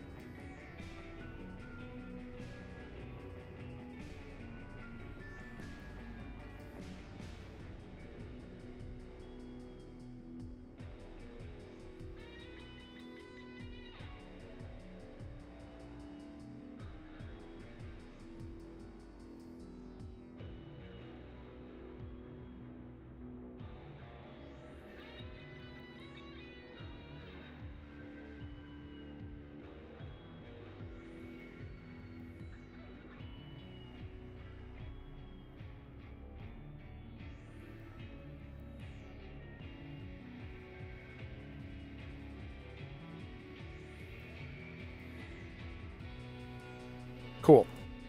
So for the Potentate, I was thinking about how they are single target. I would probably want to give them something that reinforces the single target thing. But they really do need something other than Ascension, because right now it doesn't really give you much. Like, the Pariah already gives you that Ascension. So it's either the Potentate keeps Ascension... If you think about it, there's 3 ways to get Ascension out of the Prostration stage, which doesn't really make sense, because the Mind Tyrant Maelstrom also does it. So that probably needs to change at some point later, but that's kind of out of scope of the patch right now. Maybe I'll still find an idea that I like, and I'll implement it. But right now we've got Heretical Bedlam that gives Ascension, Maelstrom that gives Ascension, and Transcendent Tide that gives Ascension. We definitely need to take it off of either the Pariah or the Potentate, because those are kind of the two... they're envisioned as the 2 of the core units for, like, general combat. Sycophant definitely has a strong showing now. Strong argument for it. I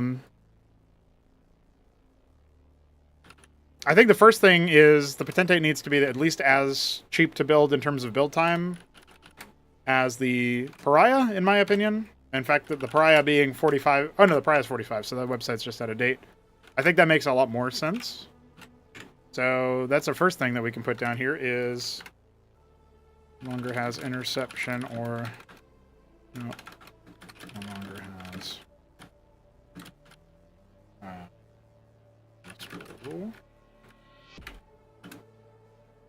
and then for the...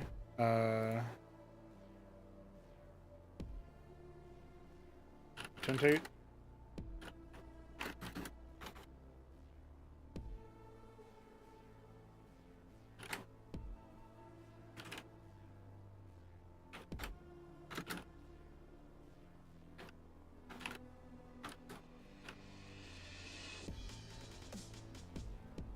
Making it cheaper as well, I think, is fine. Would we want it to just kind of be a core unit? Like it could be. I wouldn't hate it if it was a core unit.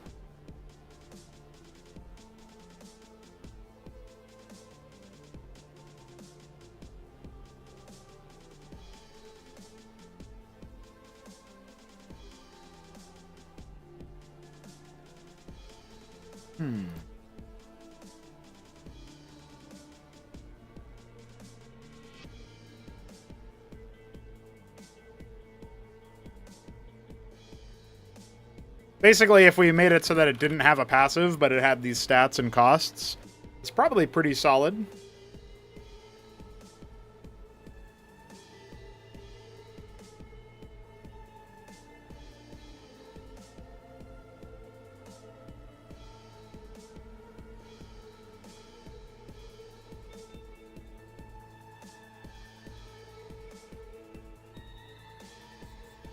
Because I'm taking away the Ascension part, I can give it more power budget elsewhere by way of, like, we can just cut out the cost that you would be incurring because of the Ascension proc.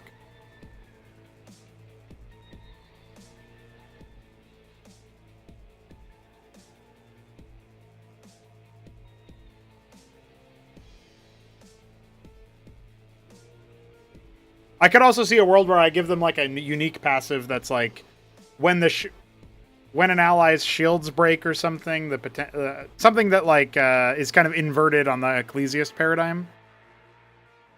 Something a little bit more higher concept.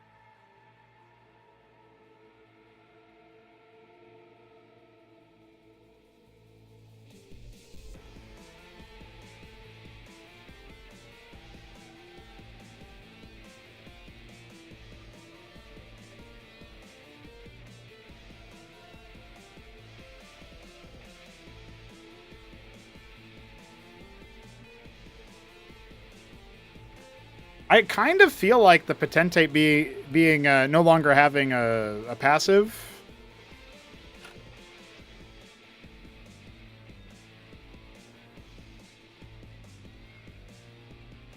would be enough.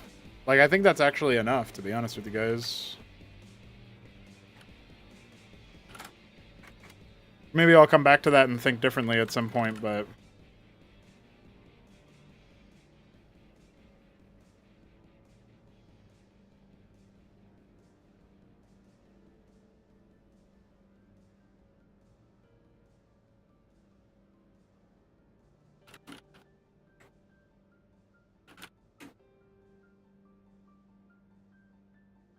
turning it into a core chaff unit instead. I mean, it's pretty good single target DPS. It was just always, like, not very efficient to get. And now it's just more of a core shooter unit. Might still be good. I'll think about something else that's a little bit more thematic, but... Like, I kind of liked that the Ecclesiast does shields, but the Potentate did attack speed. There was a thematic overlap there where, like, one is increasing your durability, the other is increasing your combat efficacy through power. And that's where it's, like, trying to make up for its previous mistakes.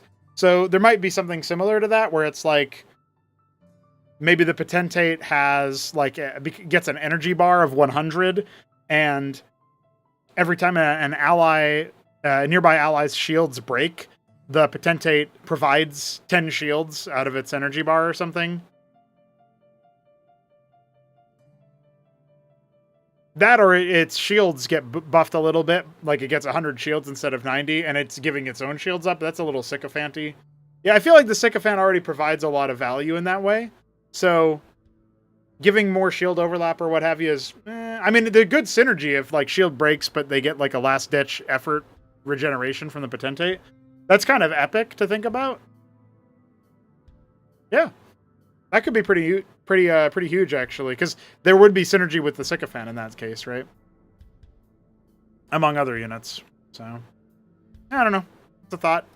I was also thinking maybe the Sycophant could be even more durable than it is if you gave it the same the Zealot passive, right? Imperious March. That could be pretty epic too, but I'm not going to do that right now. That's too much at one time, you know what I mean? Okay, so...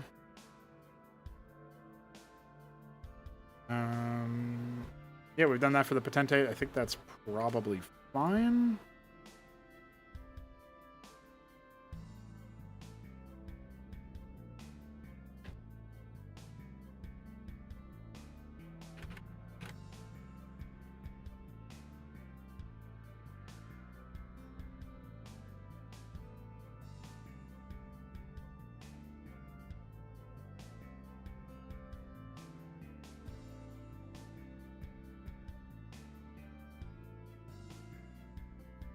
All right, I feel like that's a pretty strong set of changes. I think that'll be good.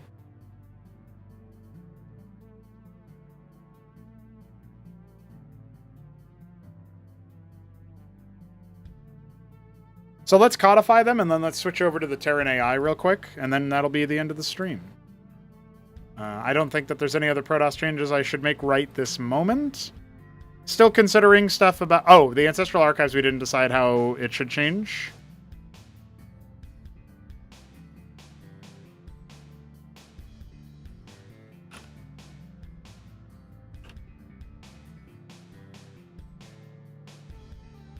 Probably just more gas, more time, is my thinking.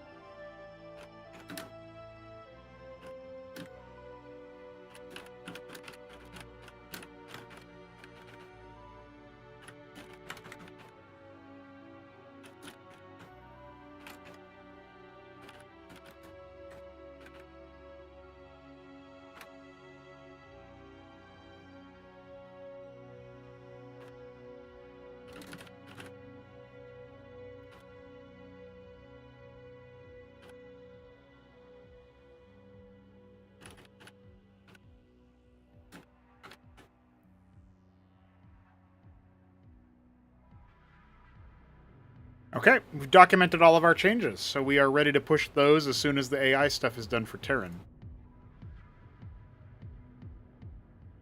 Pretty good stuff, in my opinion. What's going on, Green Eggs? That is indeed what happens. Archons release a Psystorm when they are Danny DeLito. I will post the current patch notes.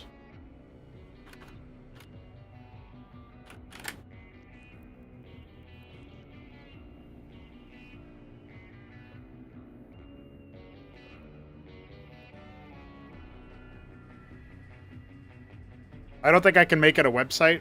It says save content, share content. Oh, there you go. Apparently I can.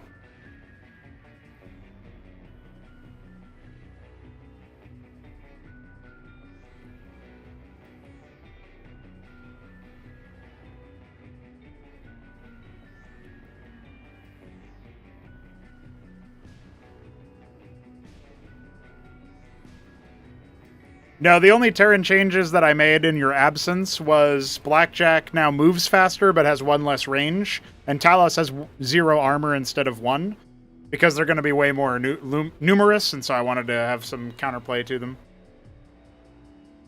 It's like I haven't even seen any games on the new update for Terran, so it's just sort of a preemptive adjustment, if you will.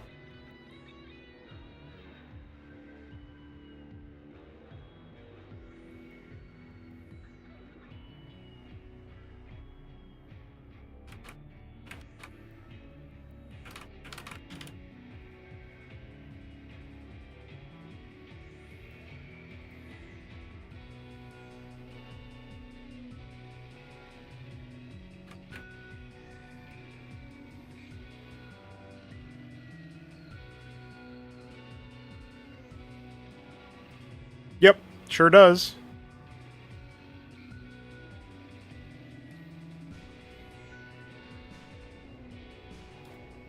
Well, the slow will proc on the first hit, and then after 5 hits, it will proc the attack speed slow.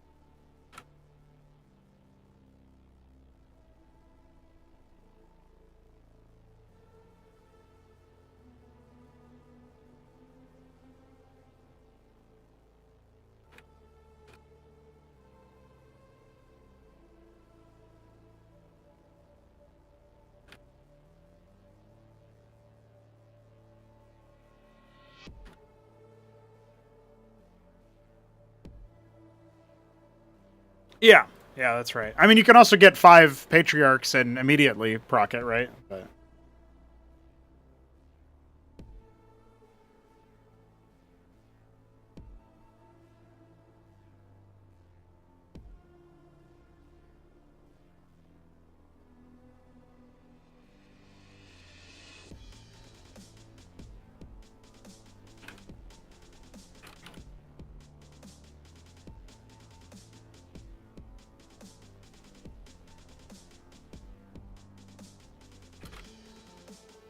thankfully, this is a lot of deleting and not a lot of actually new code writing for the AI, so that definitely helps out.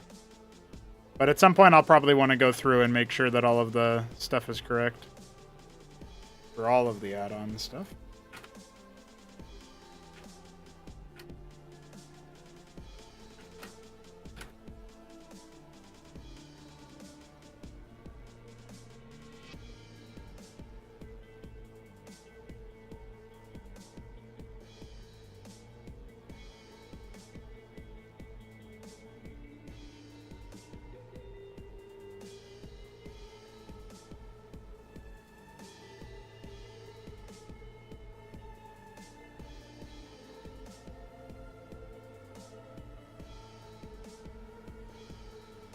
Holy Ahmed.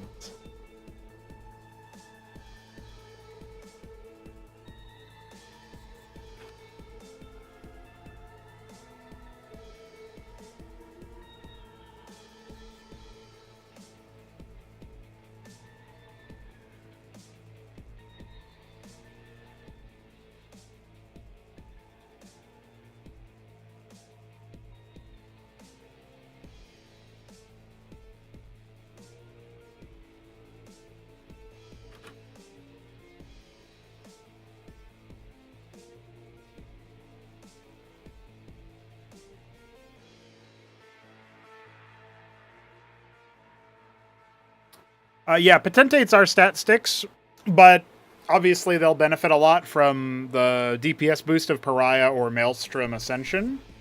And so there's still definitely going to be synergy there. Sycophants definitely help out a lot more for durability. I was thinking about a meaningful passive that would invert the shield paradigm a little bit.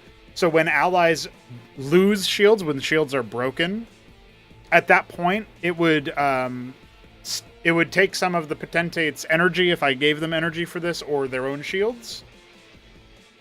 I think it would probably be an energy-based thing, but I don't really know for sure. It feels a little bit messy. It's also a little bit of an overlap with the Sycophant, but only on a certain timing. It would be really good synergistically, but I got to think about it some more. It wasn't really in the plans.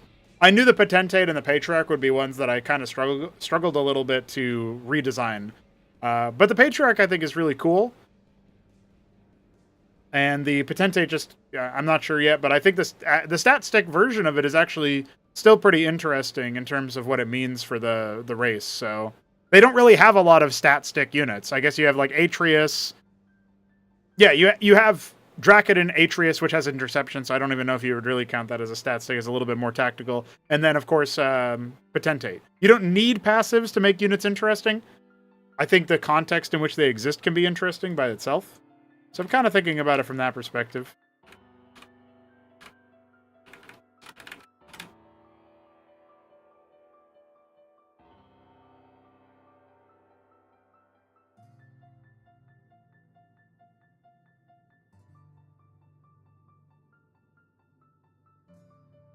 Yeah, Jujuk is behind a little bit, so it'll be a little bit before Jujuk hears this. But my hope is that players will start to use the Herald a lot more, because the Herald has such a powerful passive that gives any unit around the Herald vengeance on death. So it's like having Ecclesiast, Vassal, or Servitor passive, but on any unit around the Herald. And when you have something like that going on, you can choose your engagements very, very nicely. I was thinking that actually maybe the Potentate would also have that Herald passive. That could be something that could provide it for itself, like the speed boost that you really want. That might be something that I decide to give the Potentate a little bit sooner. So.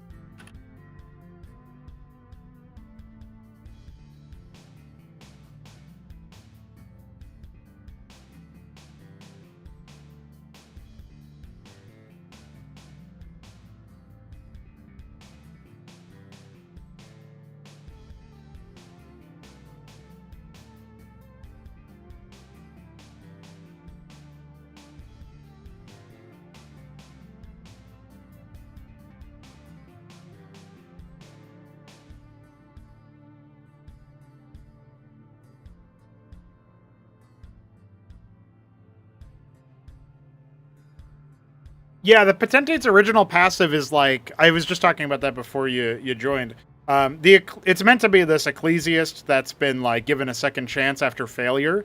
And so it's like, rather than empower your shields, which I failed to do the first time, I will empower your attacks, your ability to defend yourself. I will give you the tools necessary for you to take your fate into your own hands, such that I may be redeemed and absolved, right? It's like trying to, answer to the crime, if you will, by providing more agency. So that was the idea. I think it thematically it was interesting, but whether it was actually something that people noticed, I don't know. But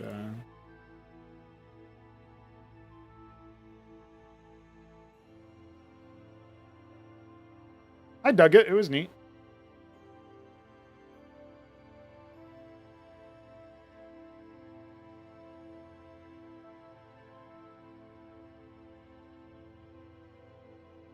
It didn't end up being very thematic at the end of the day. So, like, our effective mechanically, right? Like, I do actually think that the mechanics should be downstream of the lore, if you will, but or the characterization, which is not something that everybody agrees with, of course. Some people think that the two should not really mix that much.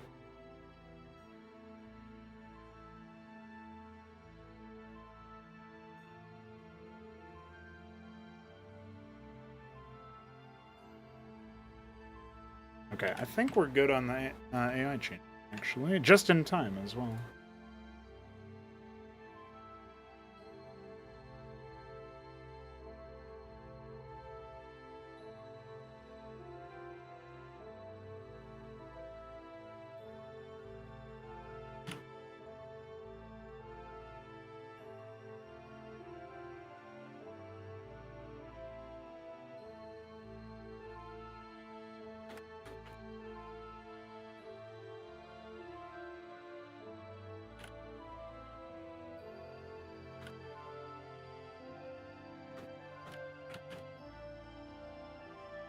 I even have a little bit of time to do this meme room.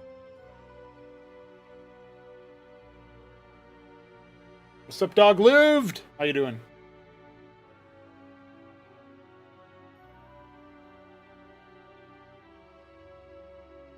Yeah, the original Transcendent Tide required melee or ranged. Before that, it was a different passive entirely. Reconstituents, I think it was. Something like that. And that was like, if it attacks in from a range, it like gains attack range, and if it attacks in melee, it gains attack speed. It was something weird like self-fulfilling instead of more ally-oriented. Then the name of the point of the unit changed a little bit, so like the thematic of it. Doglived is right, though. A SCSI development is coming. Maybe even before the patch is actually ready. Like, before the 9th, I mean. Because it really depends on how quickly I churn through some of this stuff. I kind of want to do the advanced constructors next, though. So I might... SCSI development might be, like, next week alongside, like, the Malkothra Core and some of the stuff that Jackie Lingsky and other people have bountied, so... We'll see. Alright, so this is...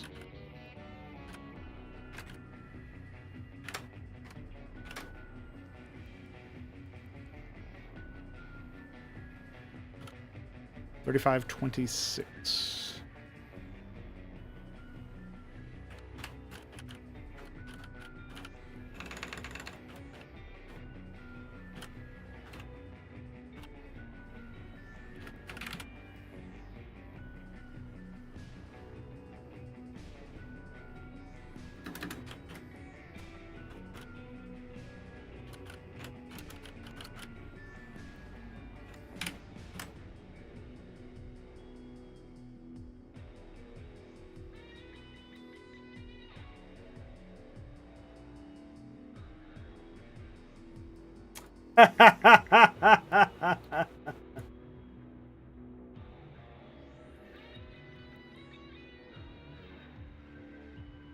Smarty Cake's memeing. Yeah, I love the Oh, what's up, Alexander? There's a link earlier in the Discord chat that you can go grab if you want to see the current changes. I'm about to push them, though.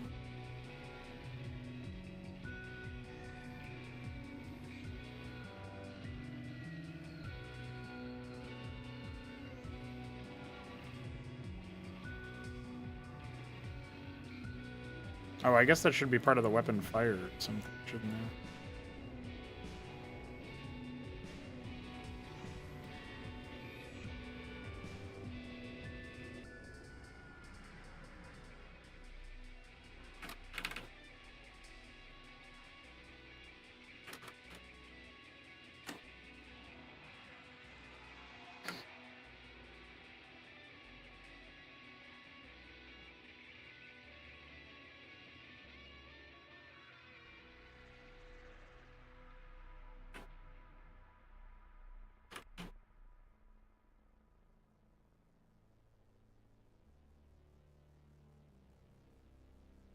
Okay, I think done here. I just have to I have to quickly update one of the iScript files, and then we'll be good to go to update the game, I believe. Oops.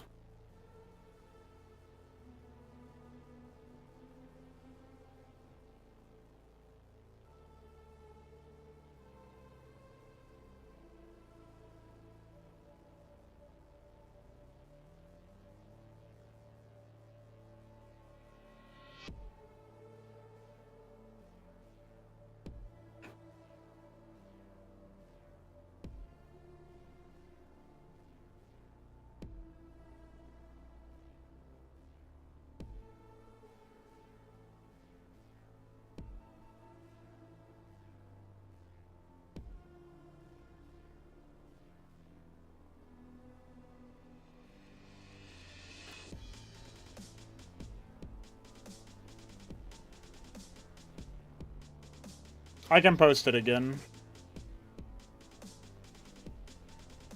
I don't know how YouTube does with I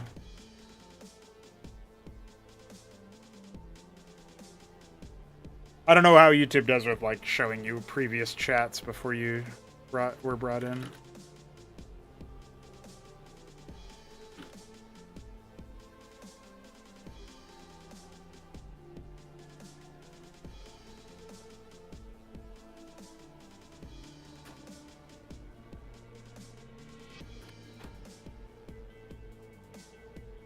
Hey, it's Skates.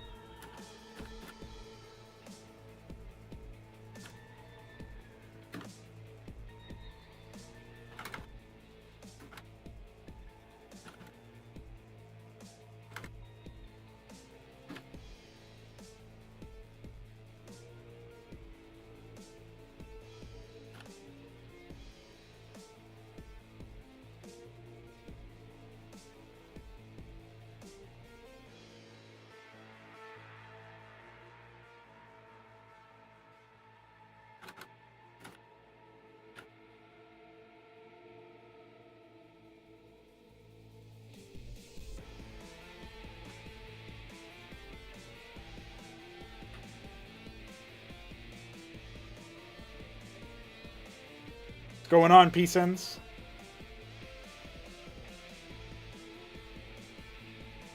I'm also only here for a little bit, Skates. I'm about to finish up, wrap things up.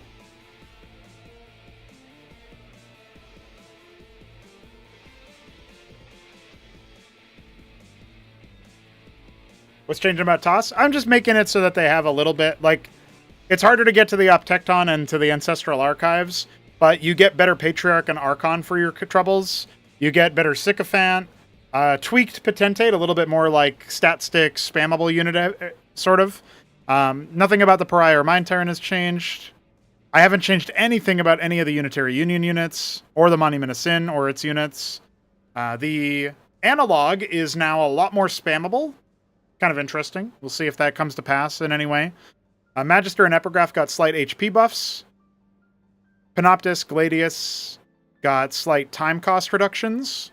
Exemplar got a slight HP buff. Laneffect got a reasonable HP buff. Lost 1 sight range. What else did we do? I didn't make any changes to Ardent Authority. I didn't make any changes to Tier 1.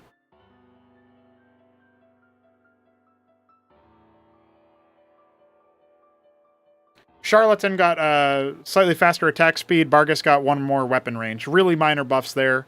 Just trying to make them a little bit easier and nicer to use more than anything. Thinking about more larger Charlatan changes, but other than that, yeah, I think that was it. Only structure that got changed at all was the Ancestral Archives. Everything else was just unit changes.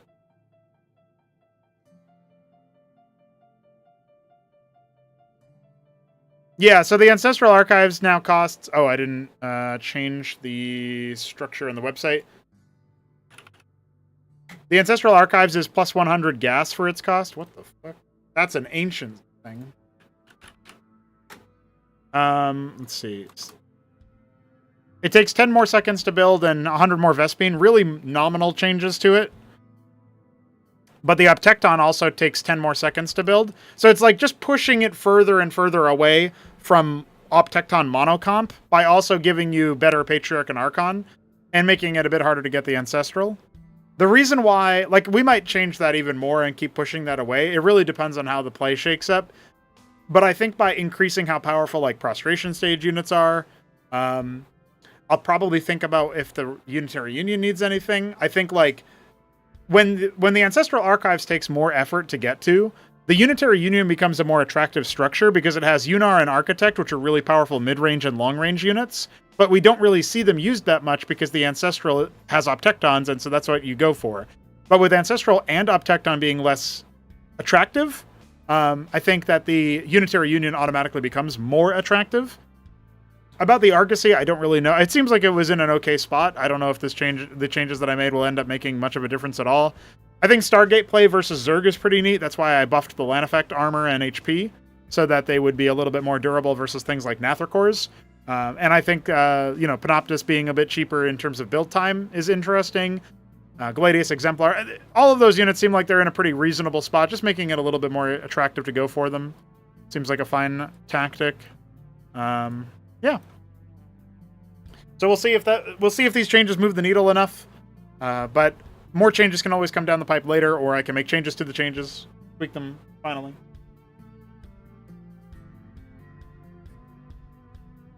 Peak and. But yeah, the Ancestral being something that is delayed, I think that combined with bringing like it sort of like forces Protoss to think more about their tier 3 options, and I guess to some degree their tier 2 options. And then I'm kind of giving them a couple of touchstones like, hey dude, this is better now, you should try that. So we'll see if that ends up being the thing. Yeah, I think the epigraph is pretty good. So, but I just gave it a little bit of extra love. It wasn't that much. Oh, its build time also went down. I forgot about that detail. It looks like I have to sync the changes to it in the website. I did not do that earlier. I think that's a pretty good, that's a pretty strong set of changes, though. Hey, what's up, Anozlix? Thanks again for your music, homie. You ask about when the Escozi are going to be playable. So the idea that I have for that is, by the end of this month, there'll be a donor exclusive. When you're at $12 a month or higher, you'll have a donor exclusive access to the Escozi, and you can test them out before anybody else can. You should probably expect it to be a little bit rough around the edges, but that's fine. That's not that big of a deal. We'll make sure that it's nice, as nice as it can be when it's publicly released, of course, and you'll be watching and helping it improve in that way. But I think by then Tier 1 should be done by the end of August. So pretty close. We're pretty close to that. At the same time, I'm going to be juggling show matches, campaign content, and the general patches. So it should be a good time had by all.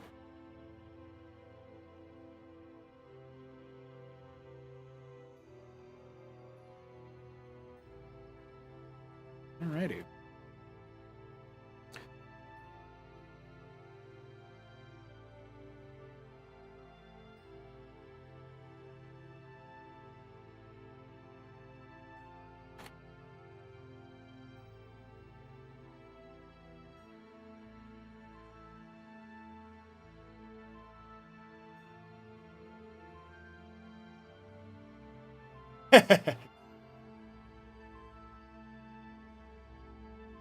GG's skates. See you later. None of you homies donated. Got him. Well, people see the full progress bar, Alexander, and they're like, oh, okay, that's it. GG. We did it. I'm happy with that, but I appreciate you. I probably should have been like, and if anybody wants to keep donating after, feel free to. But I didn't. And yeah, that's true. Donate with music. True. All right, lads. We are done here today. We are going to be back tomorrow. I'll cast some more games. I will do some more changes. Zerg will get their makeover and join the rest of the Cosmonarchy races. Please, as these changes are being done, especially after tomorrow, please get some games in, because I want to see if there's any changes that need to be done for, like if there's any changes that need to be made before the show match. Ideally, the 9th is the stable patch for the show match. I don't want to make like another release after that just for the show match. That way the pros can be practicing from that point onward. So I know it's pretty tight. It's going to be the 6th, the evening of the 6th when the Zerg stuff is done. But 7th and 8th, if we can finalize the patch, like by getting a lot of games in, a lot of testimonies, that would be awesome, because then that lets me finalize that out, and then the pros can play on that patch, and it'll be great. So let's see what happens. Yeah, donate $49? Yeah. Oh, I'm sorry to hear you were raging, Sausage. But good luck next time, buddy.